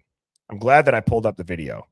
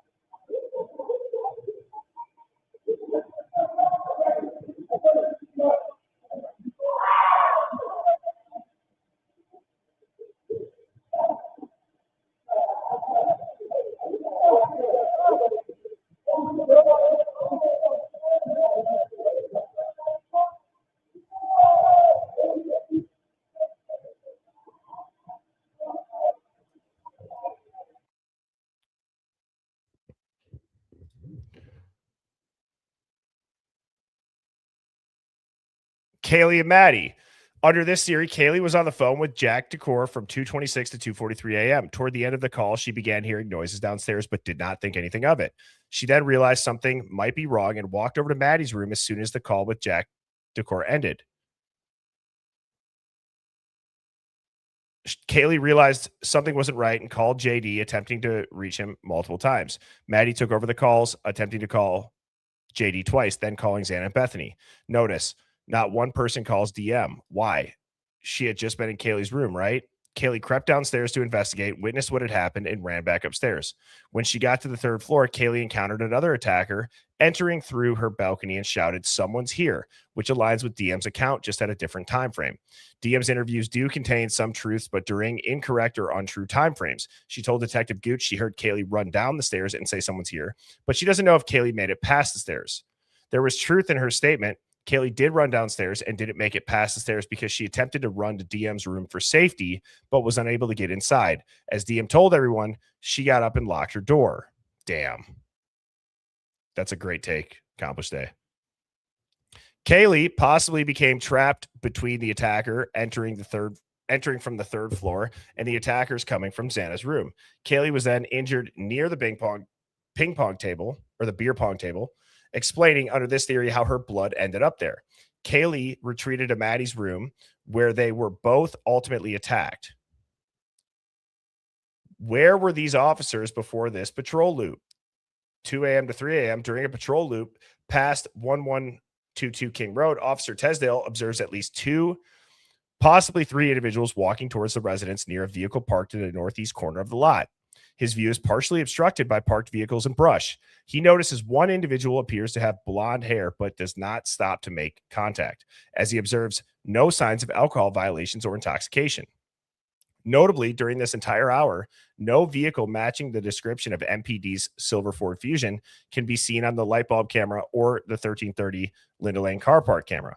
At 2:55 a.m., the body cam for Officer Tesdale and Officer Rosendale comes on after they contact three individuals on Taylor Avenue. According to Tesdale, this occurred after exiting King Street, following his reported observation of at least two, possibly three individuals near 1122 King Road. That makes the entire interaction when he says, to see you guys stumbling, walking down the roads, if he's seeing the same people up there, which one can assume, and I'm guessing that's exactly what Accomplished Day is saying, that would make sense why they say to them, it looks like you were stumbling. And I've in the past even said they weren't even stumbling, but if it was the same people observed, then that makes complete sense. Right. Great job, Accomplished Day. I hope that goes without being said, Accomplished Day. I'm a huge fan at this point. I just want to make sure that I'm reading this clearly. So I'm trying to focus in on the slides, not so much the chat right now.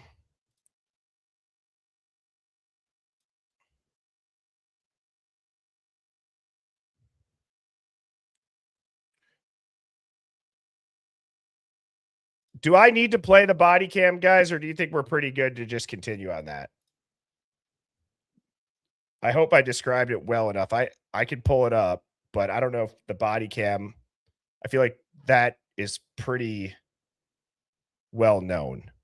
When they walk up, if you've watched it, you can hear you can hear Tesdale say, "We saw you guys stumbling around." Okay. At the 4 a.m. hour, under this theory, it's the cleanup hour. Under this theory, a vehicle identified as suspect vehicle 1 across the FBI report and camera comparisons passes through the King Road, Queen Road, Linda Lane area at least 5 separate times between approximately 3:30 a.m. and 4:07 a.m., after which vehicle activity in the area goes quiet for about 13 minutes. Officer Tesdale report states his and Officer Rosendale's plainclothes street patrol concluded at 3:52 a.m., squarely within this window of suspect vehicle 1 activity. However, we know now this patrol did not actually end until 5 a.m. Under this theory, suspect vehicle 1 could possibly be Officer Tesdale and Officer Rosendale's unmarked patrol vehicle. 3:30 a.m., TD is estimated leaving the rack and walking back towards Sigma Chi. At 3:30 a.m. to 4 a.m., TG is estimated to be leaving the rack. At 3:50 a.m., an unidentified individual is seen on the Linda Lane camera walking towards the King Road area. Under this theory, it is possible this individual approached 1122 King Road before the attacks. At 3:50 a.m., that's right, you can see the unidentified individual walking towards King Road. At 3:51, so 12 seconds after this screenshot's taken, DM creates a phone contact for Brittany Fernandez. The contact was created within roughly 12 seconds of the unidentified individual seen walking through the cut through on the Linda Lane camera. Here's the screenshot of that contact being entered. 3:59 a.m., the DoorDash was delivered to 1122 King Road. Under this theory, it is possible that Molly's statement to police describing a girl with brown hair in the third floor window around this time is accurate.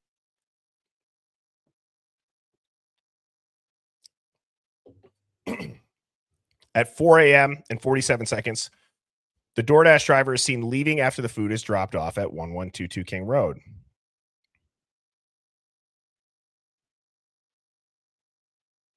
4 a.m., 47 seconds. Molly McMichaels, DoorDash leaving after the food dropped off. 4 a.m. to 4:17. Under this theory, the attacks have already ended and those involved begin cleaning the scene inside the house. 4:07:07. Under this theory, whoever is holding Murphy brings him back to King Road. And this is at 4:07:07. Whoever this is brings Murphy back to King Road.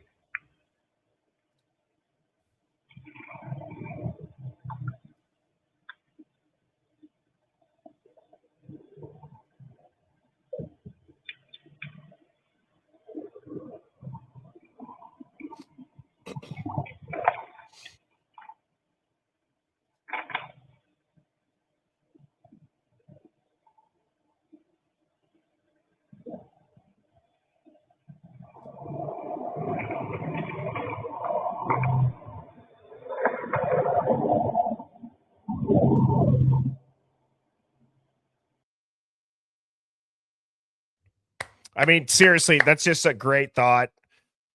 It's so awesome whenever people like yourself, Accomplished Day, have things that we've seen a million times and then a very logical, but so what's the word I'm looking for? It's logical, but it's genius explanation circling around if you have the dog in your car based on things that may or may not have been heard earlier in the night on the same camera. Do we take it back yet? Circle around. Great job. Great thought. Yeah, fresh perspective.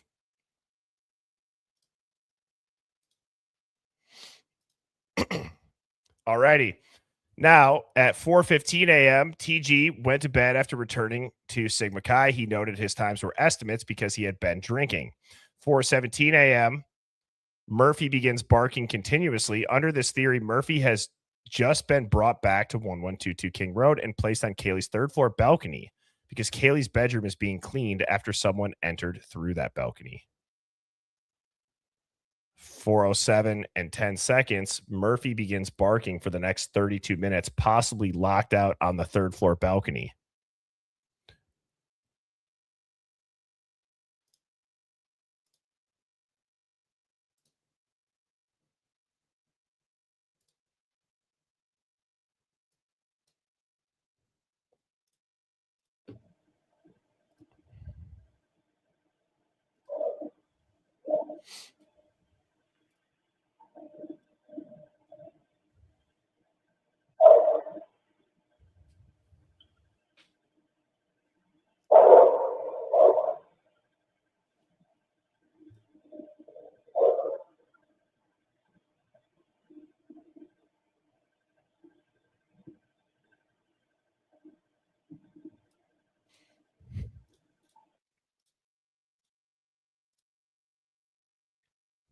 Under this theory, Murphy could not simply be released into the backyard because he could have wandered away again or have been seen by neighbors while those inside were still cleaning the house.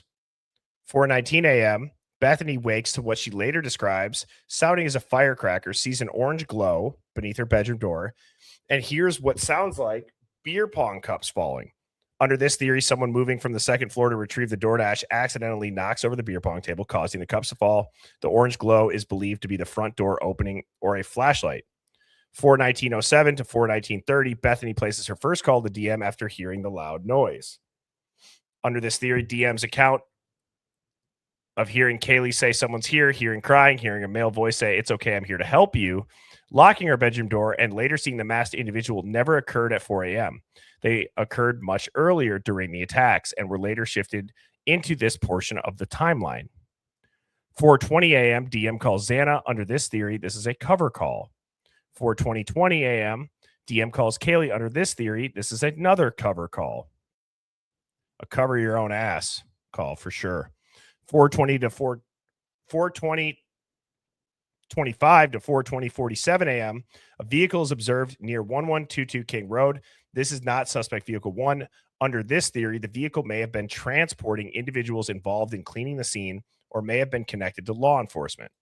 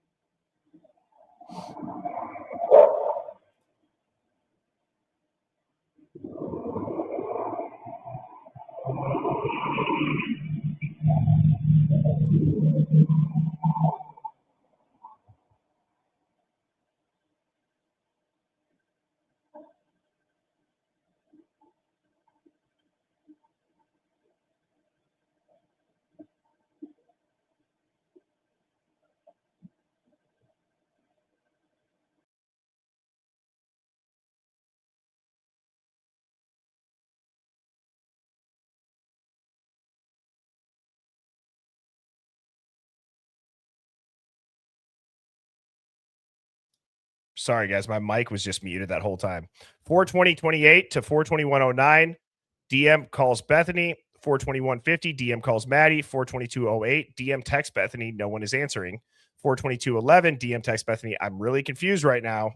4:22:42 a.m., an unidentified individual appears on the Linda Lane camera following the same cut-through path observed around 3:50, but it's in the opposite direction. Under this theory, it is possible this individual was leaving 1122 King Road after the attacks and returning toward the Linda Lane apartments. At 4:23:15 to 4:23:47 a.m., a vehicle leaves the Linda Lane parking lot. 4:23:48 to 4:24:20. This is the same vehicle that had just left Linda Lane parking lot, and it's seen on the light bulb camera driving slowly and idling near 1122 King Road before idling briefly and turning toward Taylor Avenue.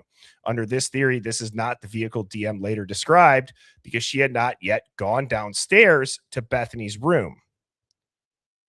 So we can see this at least on the light bulb camera. That's the angle I got pulled up. I won't mess around too much and ruin the flow with the Linda Lane one, but 4:23:48.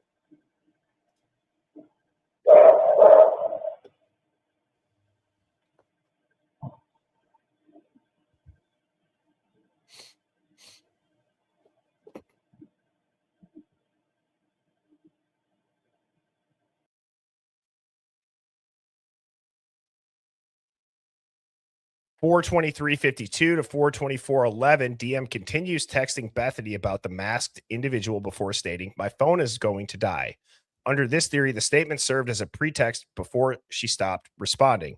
By 4:24:14 a.m., 4 minutes and 44 seconds after Bethany's first call, Bethany had repeatedly called and texted DM, trying to get her to come downstairs. But instead, under this theory, trying to come downstairs. I'm going to reread that. By 4:24:14 a.m., so 4 minutes and 44 seconds after Bethany's first call, Bethany had repeatedly called and texted Dylan, trying to get her to come downstairs. Instead, under this theory, Dylan remained upstairs, making an outgoing call to an unknown number and sending multiple Snapchat, which is seen in the documents as Pickaboo, messages / photos to an unknown recipient before finally going downstairs. In this theory, Dylan opens her door and goes up to third story to Maddie's room. 4:24:39 to 4:24:51, Dylan places a Snapchat call to Ethan. Under this theory, this was a cover call while she was upstairs in Maddie's room. There's a screenshot of it. Accomplished Day chimes in and said, "I didn't fully state it, but when Dylan goes to Maddie's room, she sends 2 Snapchat messages, one picture of Maddie, one picture of Kaylee in this theory."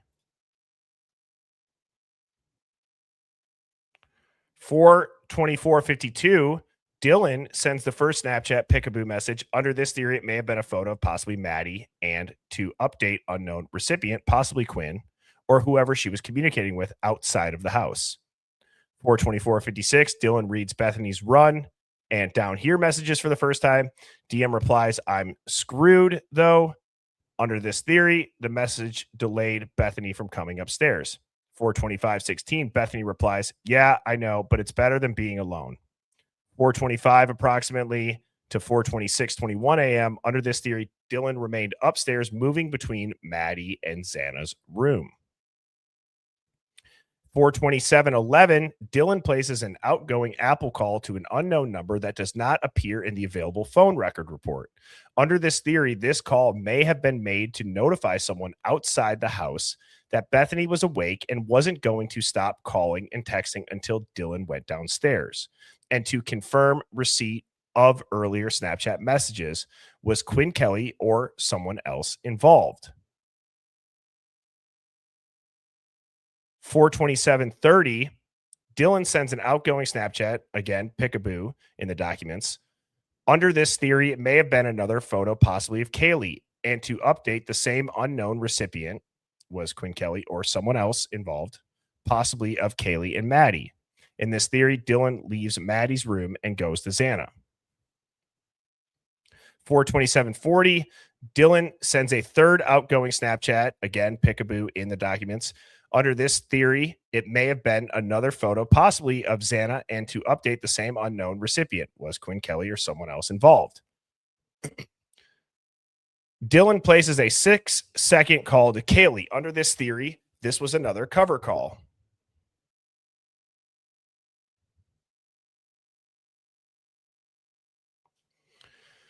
$427:52, Dylan sends a fourth outgoing Snapchat.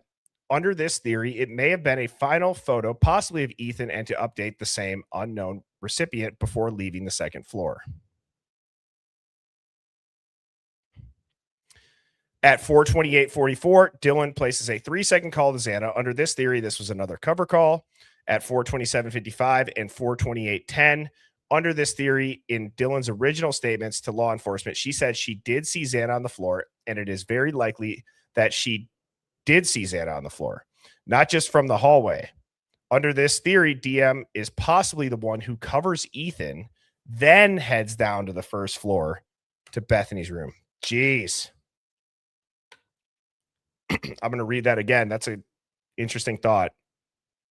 427:55 to 428:10 a.m. Under this theory, in Dylan's original statements to law enforcement, she said she did see Xana on the floor. And it is very likely that she did see Xana on the floor, just not from the hallway.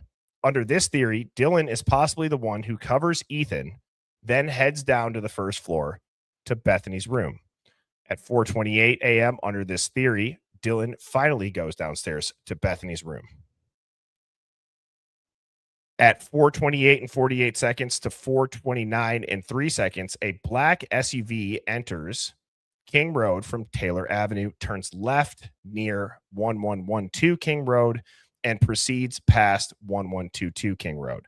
Based on the available camera views, it does not appear to enter the Linda Lane parking lot. Under this theory, the vehicle parks behind or beside 1122 King Road and aligns with Dylan's later statement that she saw a dark-colored vehicle after reaching Bethany's room. This vehicle sits outside idling, and then eventually they exit the car. Under this theory, they are part of the cleanup crew.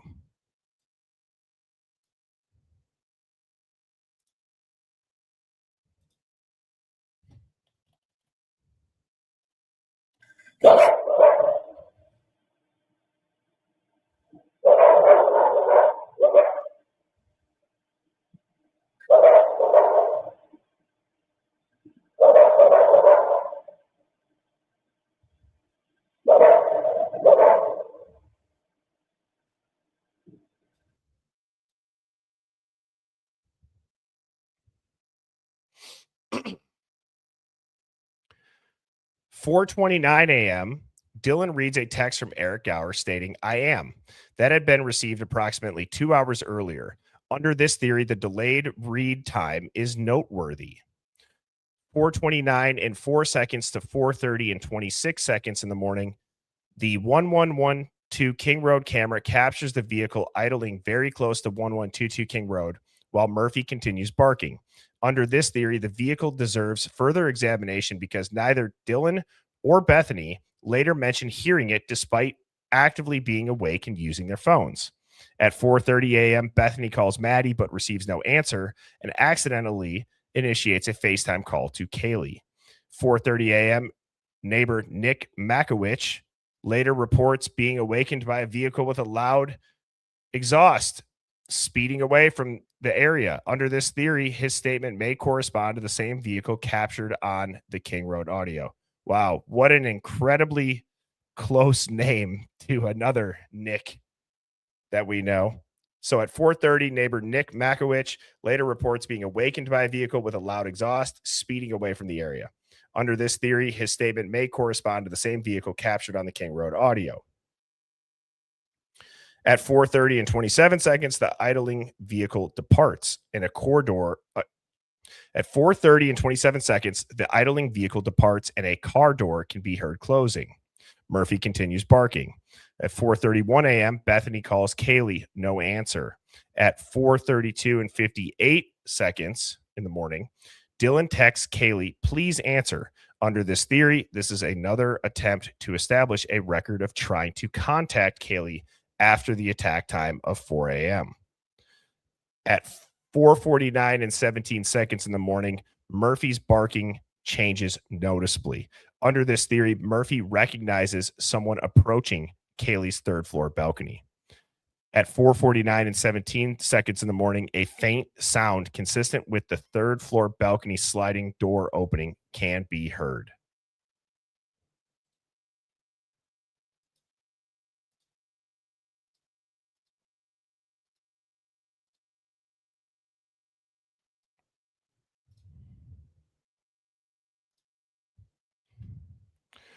I've got to go to a different video.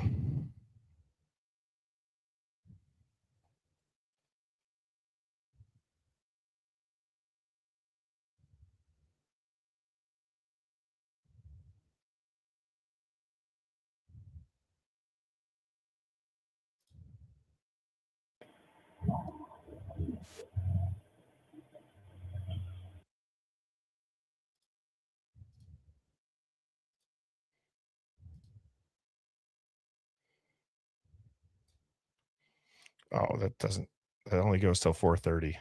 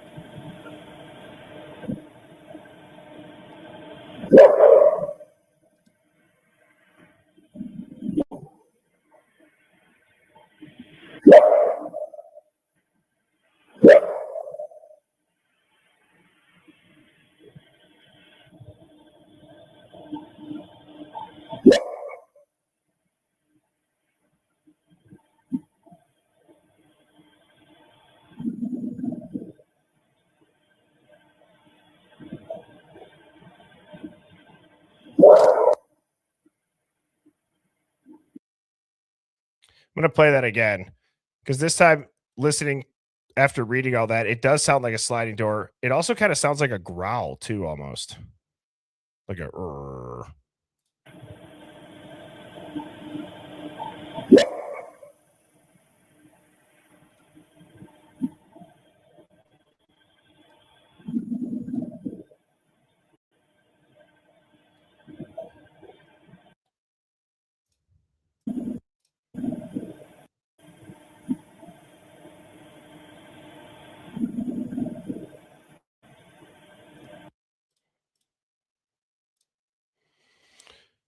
At 4:39:34, a second faint sliding door is heard approximately 17 seconds later. This sounds like the slider opens again.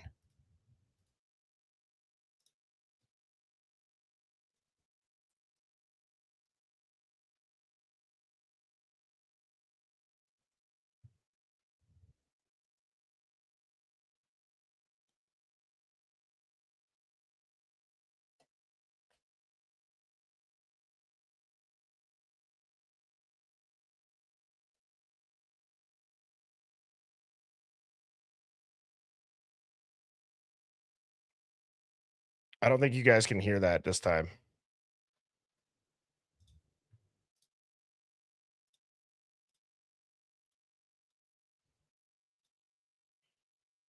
I don't think you guys can hear that this time.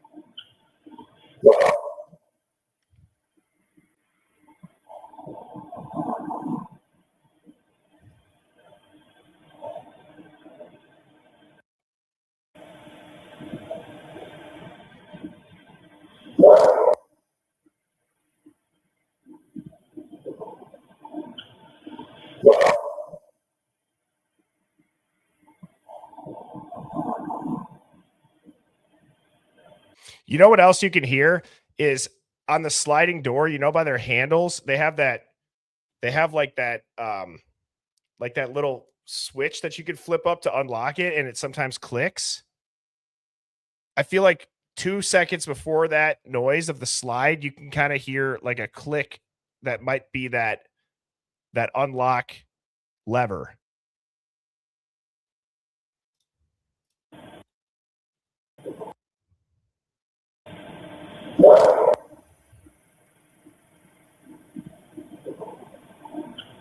Right there.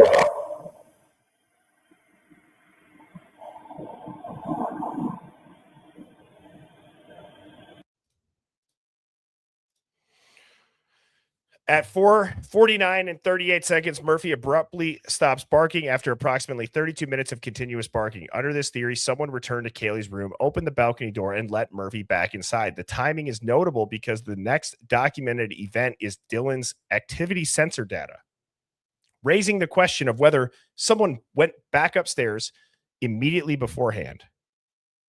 4:49:38 is when Murphy stops barking. And at 5 a.m., the activity sensor data reports Dylan's distance traveled of 30.77. The activity data for Dylan is interesting due to the 1112 King Road audio, sounding as if someone accessed the third floor balcony slider in Kaylee's room and let Murphy back in. This activity supports the movement we say Dylan took between 4:20 and 4:30 a.m. and possibly again at 4:49 a.m. Observation: if the activity sensor data is valued at 30.77 and it represents meters, it is generally consistent with moving from Dylan's bedroom to the third floor, back downstairs, and then to Bethany's room. The activity data alone does not establish the exact route taken. Coincidentally, their shift concludes when Officer Tesdale and Officer Rosendale's party patrol in plain clothes actually ended at 5 a.m., not at 3:52 a.m. as Tesdale report states. At 5 a.m., TD made food and went to bed after returning. At 5 a.m., JS returned from the rack to Sigma Chi. Under this theory, 5 a.m. is when all the events stopped and the cleanup could possibly have been completed by then. At 5:02 and 54 seconds, Dylan creates an image. At 5:02 and 56 seconds, Dylan creates another image. And at 5:30 a.m., TD went to bed. Notice that TD, TG, and JS's timestamps all wrap up by 5 to 5:30 a.m. But PE's return to Sigma Chi or AGR is not accounted for. When did PE leave AGR? Discovery in the 911 call. At 5:17 to 6:25 a.m., DM, multiple image and video creation and modification events. From 10 to 10:30 a.m., Dylan is heavily on Snapchat. 11:49 a.m. So 10 to 10:30 a.m., Dylan's DM heavy Snapchat activity. 11:49 a.m., Bethany places a 1 minute, 10-second outgoing call to Jenna McClure. At 11:51 and 7 seconds in the morning, Bethany texts 1 sec. 11:51:33, Jenna texts, do you guys need me to come get you? 11:51:36, Bethany replies, that's terrifying. 11:51:40, Bethany replies, low-key, yes. Under this theory, low-key yes is a direct, unhesitating answer to Jenna's offer to come get her, worth weighing against how much time passed before the 911 call was ultimately placed. At 11:51:47, Jenna replies, I will. 11:51:52, Bethany texts, please. 11:53:53, Bethany texts, Emily is coming over with Hunter to check it. 11:53:53, Bethany texts, Emily is coming over with Hunter to check it. 11:53:55, Bethany texts out. 11:54:57, Jenna texts, which is unread. Okay, I'm gone. I'm going. Come to, because I'm scared for all. 11:54:57. Jenna texts, which is unread. Okay, I'm going to come too because I'm scared for all. 11:55 a.m. Jenna texts again unread. Hall 11:55:01. Jenna texts y'all. Clearly, she's texting quickly, in my opinion, or that damn autocorrect. 11:56 a.m. A 911 call is placed, lasting 4 minutes and 11 seconds. So within a minute and 3 seconds, they got over there and they're like, call 911. Here is a summary. Under this theory, a fight escalated and the attackers eventually follow Ethan back to 1122 King Road. Ethan and Xana were caught by surprise by 2 to 4 attackers. Kaylee and Maddie were collateral damage, or they could have been targets all along as well. PE, JS, TG, and TD's statements continued placing Ethan and Xana at Sigma Chi past the time they had already left. DM's account of the quote, someone's here crying and masked individual sequence may have occurred earlier than the 4 a.m. time frame she describes. Suspect vehicle 1 passes through the King Road, Queen Road, Linda Lane area at least 5 times between 3:30 a.m. approximately and 4:07 a.m., raising the possibility it was Officer Tesdale and Officer Rosendale's unmarked patrol vehicle, whose reported 3:52 a.m. patrol and does not match the FOIA corrected 5 a.m. DM's pattern of cover calls and outgoing Snapchat or Pickaboo messages between 4:20 and 4:28 a.m. raises questions about who she may have been communicating with outside the house. None of the people involved would have been seen on cameras because these are all routes that could be taken without being seen.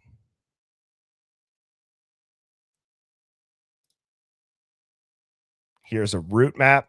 Sigma Chi, Alpha Gamma Rho, the Whites, and King Road, Linda Lane, Taylor Avenue corridor, showing paths between locations not covered by camera views.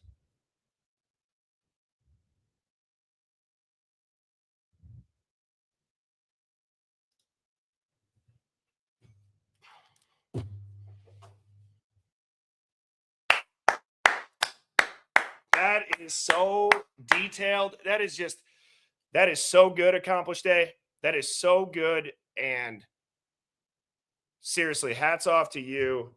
I don't even know how and what else to say. I'm not even going to be able to put it into words, just the amount of work and effort that probably took. And I think everybody in here, if you agree or you disagree, and let's say you want to call anything out about that, I will 100% have Accomplished Days back when it comes to, fine, let's see your theory. And I don't know how anybody can argue against that without having at least something close to it. And Accomplished Day, let me just tell you right now, if in this live or in the quick cut, because I'm going to do a quick cut of that, I think, or I'll wait actually until you're actually talking about it. I feel like that would be better to do. And I think it gives you the ability to talk about it and fill in the blanks. So I will wait to do that because I usually don't do quick cuts of the war room. But let me just say this. Before this finishes and people comment under the video Accomplished Day, just know that if people are saying they disagree with it, just keep that in mind. Okay, well then let's see what they say. You reference everything and you are interpreting it and analyzing it in such a way that is extremely commendable and just so superb. I love that word. That rhymed. Anna BD 62. It's going to be hard to shit talk that, but just know there will be people that do. I feel honored to be able to show that Accomplished Day. That's a ton of work. And as I finish that, I just want you to know too, I don't know if you'd ever be open to it. We can talk offline. I know somebody that does books, like self-publishing. They help people self-publish books. A lot of people don't know this. Maybe you do. I wrote a book about 1.5 years ago, 2 years ago, and self-published it with the help of this person. And as I was looking at this Accomplished Day, I just kept thinking of the Maddie Mogan book, The Guest Theory. And I just feel as if you have damn near all of the very, very time-consuming piece done of it. And you could just essentially have a talk to text fill in the words of you explaining the theory, that would make this into a book. If you'd ever be interested, or if you even have that. I just feel like that's so much work that, or just, I don't know. So just know that I do have a contact that'd be willing to work with anybody that I send them that way. And they're awesome. Now the other, okay, sweet. So reach out to me. I'm going to make a note. And then it'll get published on Amazon and Kindle and all those things.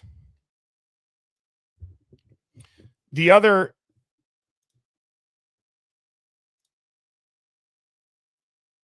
where is it? Oh, here's the other slide that Accomplished Day put together.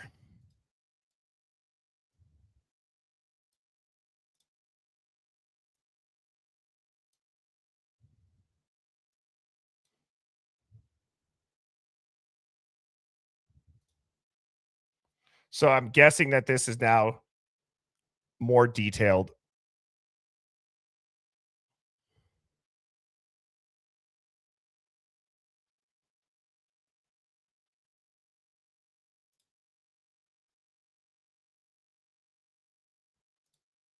I love the red flags. I mean, this is brilliant.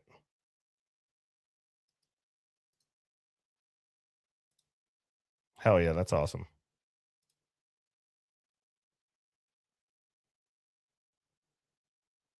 So Accomplished Day, we should go over this together when you're able to call in. I'd like to go over these slides. You have the red flags. I feel like you're going to be able to explain these so much better. And so I'm kind of glad that I just kind of read it straight up and did my best to show the video clips. So now I feel like people will watch this. They'll have a brief understanding of your theory. They obviously know that there's credibility to the references you make with the ISP reports, the video, things like that. And then you can really come over the top with these slides that you say are, quote, prettier, and present it in that way. So we will get that figured out. Absolutely. What are your all thoughts on that? Yeah, so it goes more into depth about Kaylee and Dylan, and it has a delta tau theory, but I am still adding to it. Okay. I just feel like you deserve to also get up here and share it. You know, there's a part of me I don't want to only be the messenger for that. I feel like you should have an opportunity to do it as well.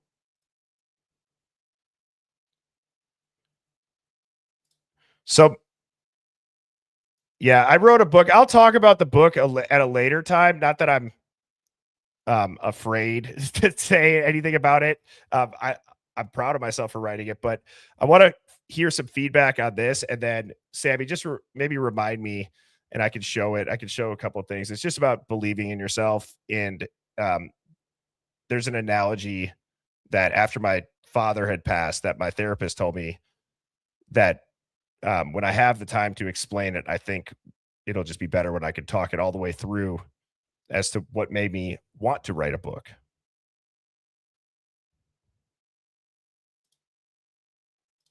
High Knee Titties says, amazing, since I've always had intuition feeling Dylan was involved.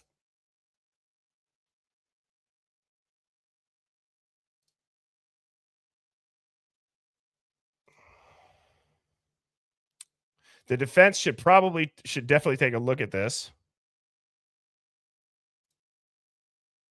Yeah, if that ever does get self-published, for sure. It doesn't take too long either. I would say you could probably do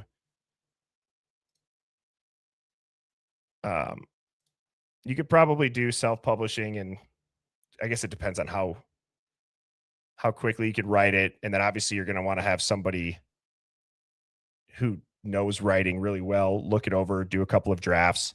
I think mine took me about 7 months, and what is it? I think it's like 91 pages. It wasn't even long enough for the hardcover, so it's only digital. But yeah, 91 pages took me over 6 months.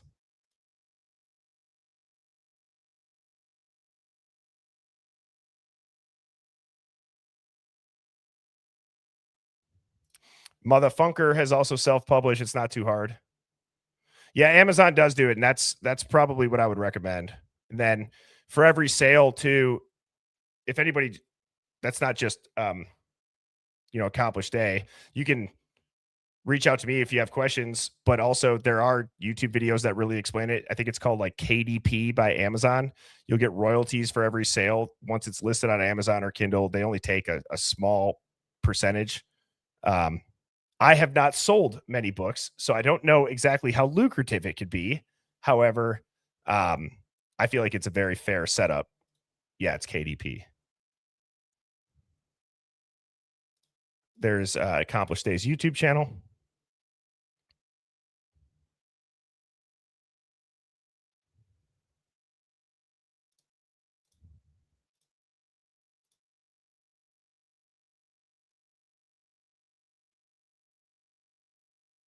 Aaron's done writing contest, if that counts.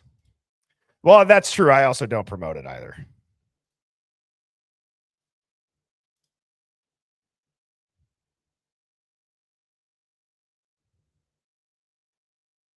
I just looked, Aaron. I didn't see an email or a slide unless it's buried in the inbox.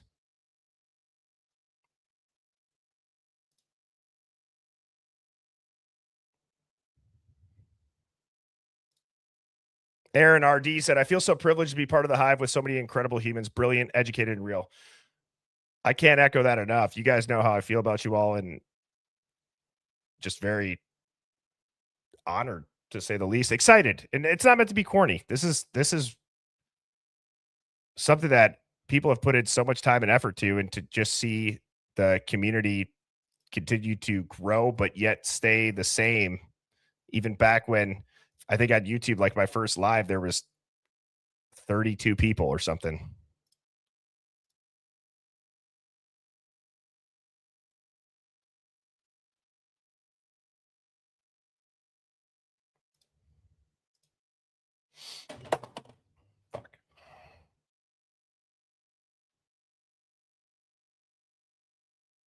Aaron, I'm gonna probably have to just show that during the week. I apologize. I have a lot of texts that I need to get to right now.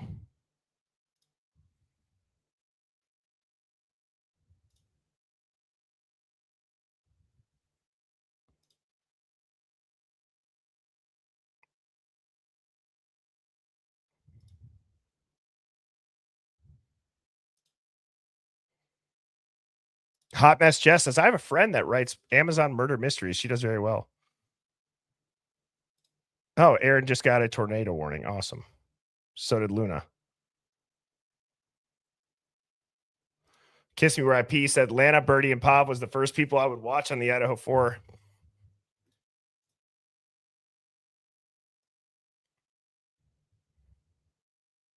Dog Mom, thank you for being a member of Hive Plus for 3 months. Same to you, Aaron RD.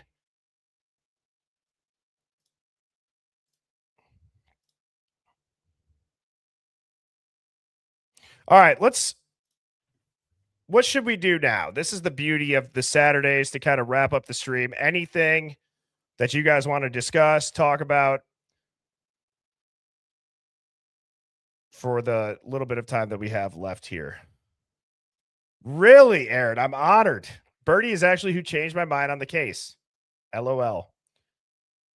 There is something to be said about the power of TikTok too. And I know that TikTok's being lame right now and the whole profile thing, but Mrs. Birdie and I one night, we were kind of going through and I was just like, man, I feel like the clips are what's getting my profile flagged and all this stuff. She's like, well, it doesn't matter if you do clips or if you do first person, they both get flagged. And I said, I'm going to go back and go through and look at the other content that I've talked about compared to the Idaho 4 content I've talked about.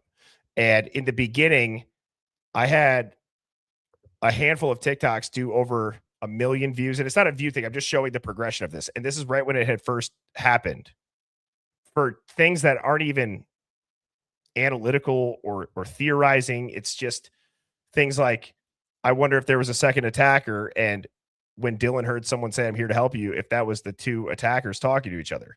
There was such same thing with the ritual theories that would get taken down immediately now. But compared to all other topics outside of the beginning, it is so obvious. Queen of Joker says, Birdie, I felt like you were a celebrity when I saw you on Fox Hollow. That's funny. How many people have went and checked that out? Again, priceless seeing the owner of Fox Hollow see my age progression of Rob Graves and Herb Baumeister.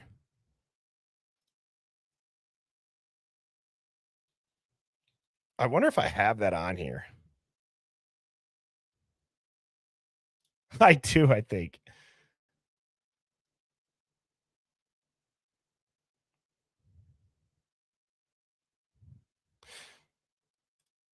So, not to totally switch gears, but just if you haven't watched Fox Hollow, I just want to share this because this was the second half of that TikTok that gives brains like mine and probably many of you in here. So this doesn't have me talking over it, but this was the backdrop that I had used for it. And I was talking about at what point is this statistically impossible? And if you watch the bottom,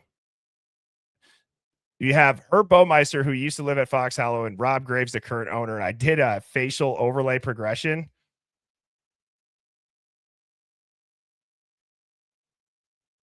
And I sent that to Jeff Jellison, the coroner that was on my stream. And he said, he sent me an email back. He's like, that's very interesting. I've sent it to the authorities. And then the fact that he brought it up on the interview, not knowing it was me that had sent it to him, was hilarious. And the fact that Rob Graves watched this. So that might not look that similar to you. I think it does. I'm going to show that one more time at the bottom. I think it goes through twice.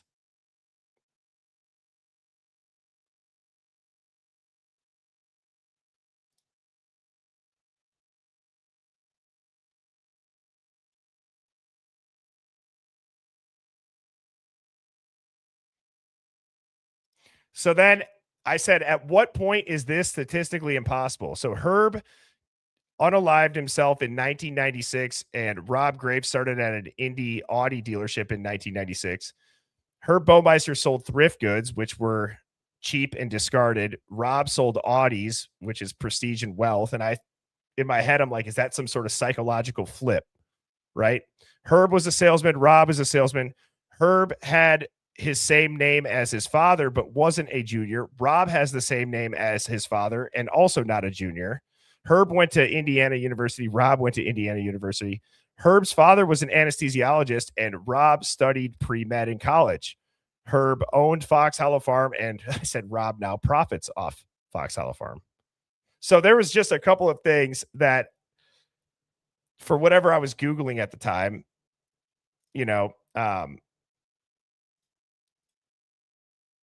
but yeah, again, it's all speculation. It's alleged, and it ended up in a documentary.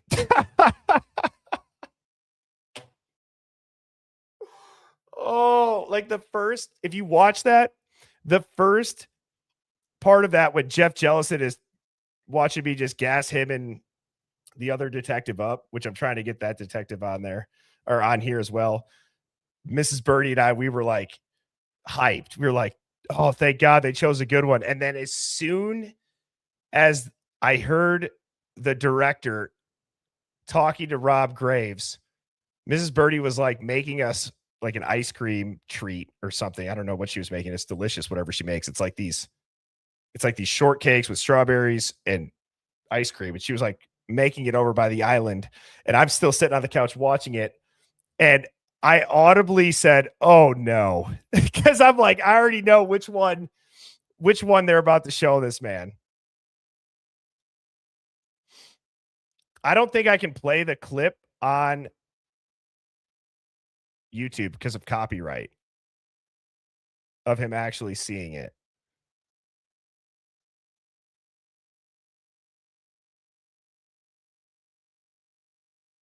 Yeah, he said, I hope he has a good lawyer. I know. And then Mrs. Birdie just looked at me like, I'm like, I didn't know they were going to use this. You know what I mean? Like,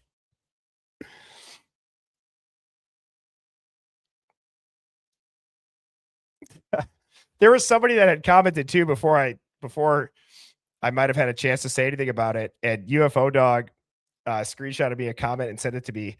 And it was a comment saying, I was watching Fox Hollow and there's somebody that looks literally just like you. Yes, it's on Hulu. And if you type in the Return to Fox Hollow, it looks like this.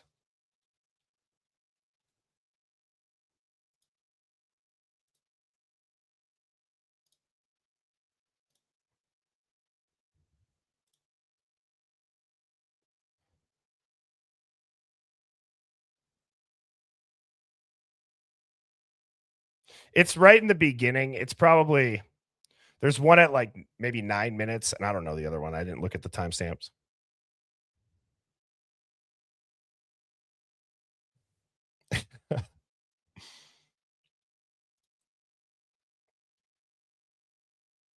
Queen of Joker says, I've been saying that entire time that Rob dude isn't right. And then your part came on. I said, yep, Birdie sees it too. Gotta be right. So there's a season 1 that has a couple of episodes. Then they just released the first episode of which is obviously the return. So a couple of things for people that are interested in it. And I apologize for people that don't really give a shit right now, but for the people that are, I have tried to get Detective Ainsworth on here, who is a retired FBI guy that is investigating this case with Jeff Jellison. And then I also have an email out to the producer, Alex, to talk about this. And if you think about it, the way Jeff Jellison described it is America's biggest killing field. And Jeff Jellison, I think, said that Dahmer or Gaethje, anybody, Gacy, not Gaethje, geez, I'm thinking of the fighter. They wouldn't even be able to hold Herb Baumeister's shovel. There's more human remains, meaning there's more crushed up pieces of bone. There's over 10,000 on an 18 or 19 acre property in Indiana. There's more remains there than at ground zero. And the story about it, on how the wife and the kids apparently had no idea, and how there's probably a group, and it might have to do with I forget the name of the highway killer, because Herb's brother lived down in Austin, Texas, and that highway was the exact route where they were finding all those bodies dumped and scattered all along. I thought it was crazy.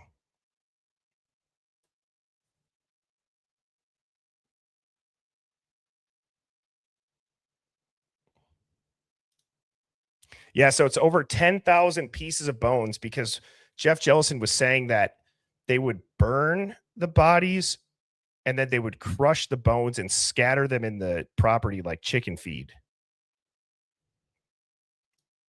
It's on Disney Plus too. Oh, okay. Awesome, Shelly. I don't think we can play the screen record. Maybe if we muted it.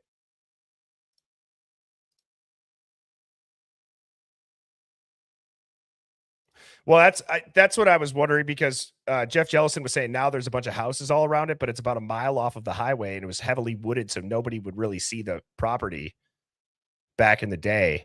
But now there's houses all around it. I'm thinking to myself, and people pointed out in the comments with Jeff Jellison too, saying, well, what are the chances then that those houses are built on human remains? Or it's just crazy.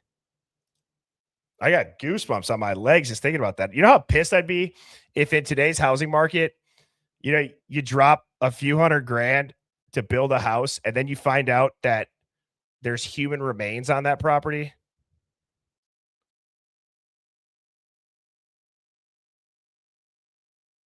Cass and Christina said, can you imagine being that warped in your brain that you could do something like that on that scale?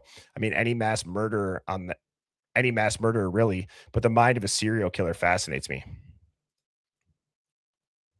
Yeah, that's right. Poltergeist vibes. Don't build an in-ground pool. Just put it in your basement and have a bunch of mannequins and drug the people.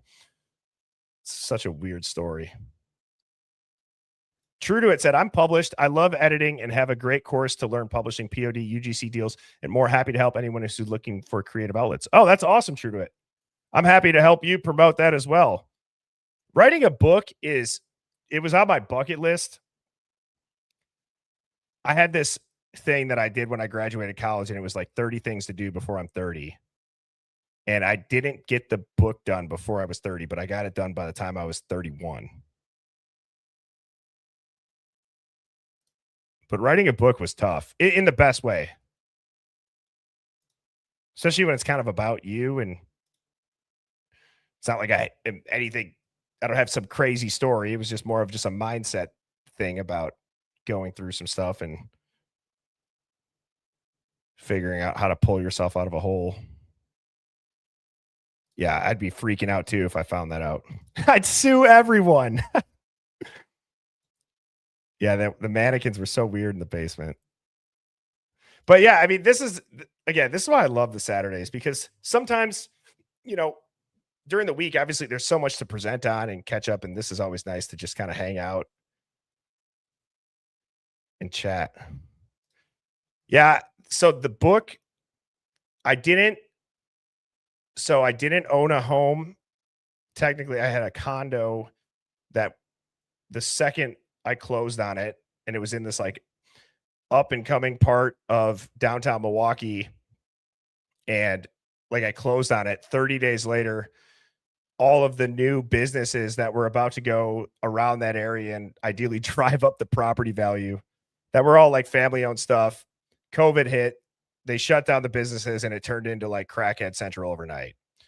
And I had just redone the master closet, can lights, and I got out of that as quick as I could. It took me like 8 months to sell it. And I broke even after all of those upgrades, which sucks. But I didn't end up technically owning a home. And there's a couple other things. I should find that list and see. Thank you, Kiss Me Where I Pee. Shawley Redacted said, how old are you, Birdie? How old do you guys think I am? Yeah, so when I tell you, this is a true story. So when you live in a condo, there's a condo association, or if you live in a neighborhood, obviously people have heard of HOAs, but condos, some communities have the same thing. And we had this really, really older lady, very kind, but she must have been I don't know if she owned the property and lived there, but I just kind of feel like there were things that she just didn't know. And I don't know if it was an age thing or a generation thing, but there was like, you have your mailbox, but then you have like the package room. And there was this homeless guy who was sleeping in our package room. And it's like, this is not a place where a homeless person should be sleeping in. And we were sent an email to specifically not call the police on the homeless man. And I think this was like during the summer of 2020. And it was just like with the tensions with the police and all this stuff, yada, yada, yada. Like, so it's still breaking and entering, but they were like, we'll handle it. Within, I think, 72 hours, we had an email saying the gentleman that was sleeping in our package room, unfortunately, was arrested as he got violent and was stealing packages. And I'm just thinking to myself, like, what did you expect here? People are saying 30. I am 32. Yes.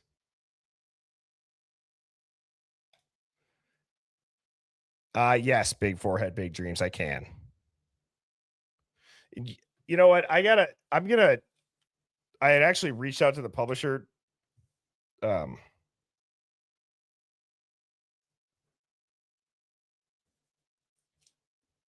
just writing that down.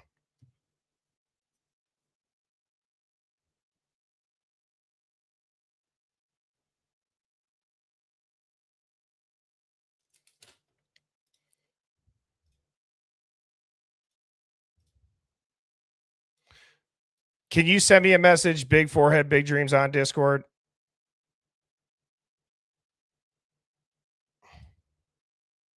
Oh, I'm 32.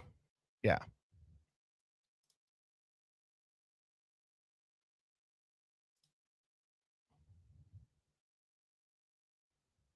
I know. That's what everybody says. It's all right, though. I'm cool with that. My great grandma lived to be like 104. No meds. I don't think she was on any meds except like aspirin. She looked very young too.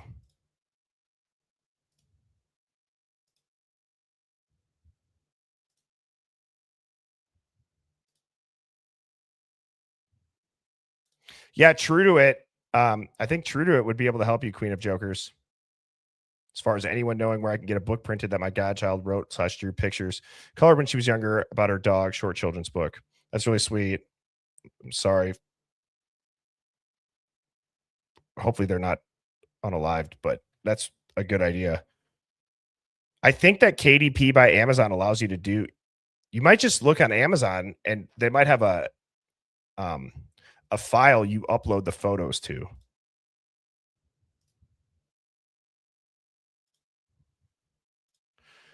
Mr. Ed Dacted said, can't believe how young you are, yet you approach things so maturely and command respect. That's admirable, dude. Well, thank you so much. I appreciate that. I try to. I can tell you it's not always the easiest thing to do. There are many times that I just want to tell like everybody, as I'm sure we're all human, we feel this way. You just want to tell everybody to shut up and kick rocks with open-toed sandals with socks on, as could have been 4 a.m. said, but it's not effective. And I feel like I've gotten better at doing that on the stream. If I was to self-reflect, I had a rough patch where I was just MFing everybody. But that's how Jeff and I became such good buddies, right, Jeff? Yeah, the mods might still end up hearing about it. It's good. It's an outlet.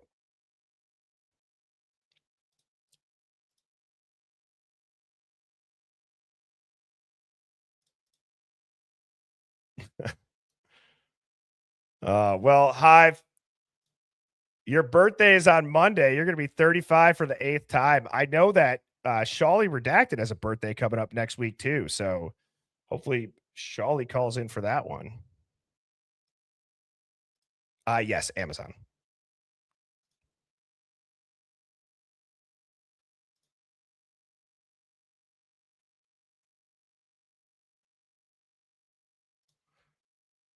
Yes, and you did great too, Aaron. You did great. And Accomplished Day, no, we should be thanking you. So thank you, Accomplished Day. Again, send me an email, Accomplished Day. Let's get something on the books for when you can pop up and call in, and I can get all the slides ready. I could screen record some video clips too to work those in so it's a little bit more fluid. However, with that, Hive, these Saturdays are so much fun, and I appreciate you all. I am not streaming tomorrow. I never stream on Sundays, but I will be back on Monday at 7 p.m. Central. And I have a slight request if you're still in here, and that is one of the things that I'd really like to focus on with this emphasis on investigating. Okay. Going back to not just analyzing and interpreting documents and trying to apply it to a narrative that we've poked holes in a million times. It's not to say that we're not going to read the documents or point stuff out. We will, but really investigating. If anybody has a connection of a connection, and as far as how can that be used to investigate, the mindset that I'm kind of starting to really try to move forward with and push on stream is let's talk to people. Nobody's talked in this case. Let's try to talk to people. And, you know, I'm biased because this is obviously the Hive, and I think that we're the best community on YouTube, no doubt. I feel like if I was a guest, like this community is going to be so welcoming and thankful, and, you know, disagree in a way that's, I feel like it feels different than on other channels. Again, I know I'm biased, but, you know, let them know that, you know, if they're on the fence and you're talking to them and be like, I don't want to do that, you know, please tell them that my goal is to make them look the best they can and just get their story out or their information out. So that would be something I'd like to do moving forward, is trying to get some people to talk. Nobody's talked in this damn case. And I'm not talking about experts necessarily. Let's get some people that were boots on the ground. One of the people that I feel like would be so interesting to have in the Hive, very controversial. I've brought this up to the mods, but I'm like, I would actually really like to talk to JLR about covering this case and him being there. And now I know his opinions or whatever, but I don't really care about that. I want to hear about what was it like there. And I think that that's something that I'm going to also try to do is separate. What do you think happened in this case? I don't really give a damn because there's so many opinions on it. Tell me about some stuff that happened while you were there. But yes, please do not forget to hit that like button. Even Jeff H hits the like button. Where's Nancy? Nancy, where's Nancy? Double Dog dare me to talk to Kevin Fixler. That'd be great. Don't drink chunky milk. All right, Hive. You guys have a great rest of your weekend. I will see you on Monday night, 7 p.m. Central. Cheers, everybody.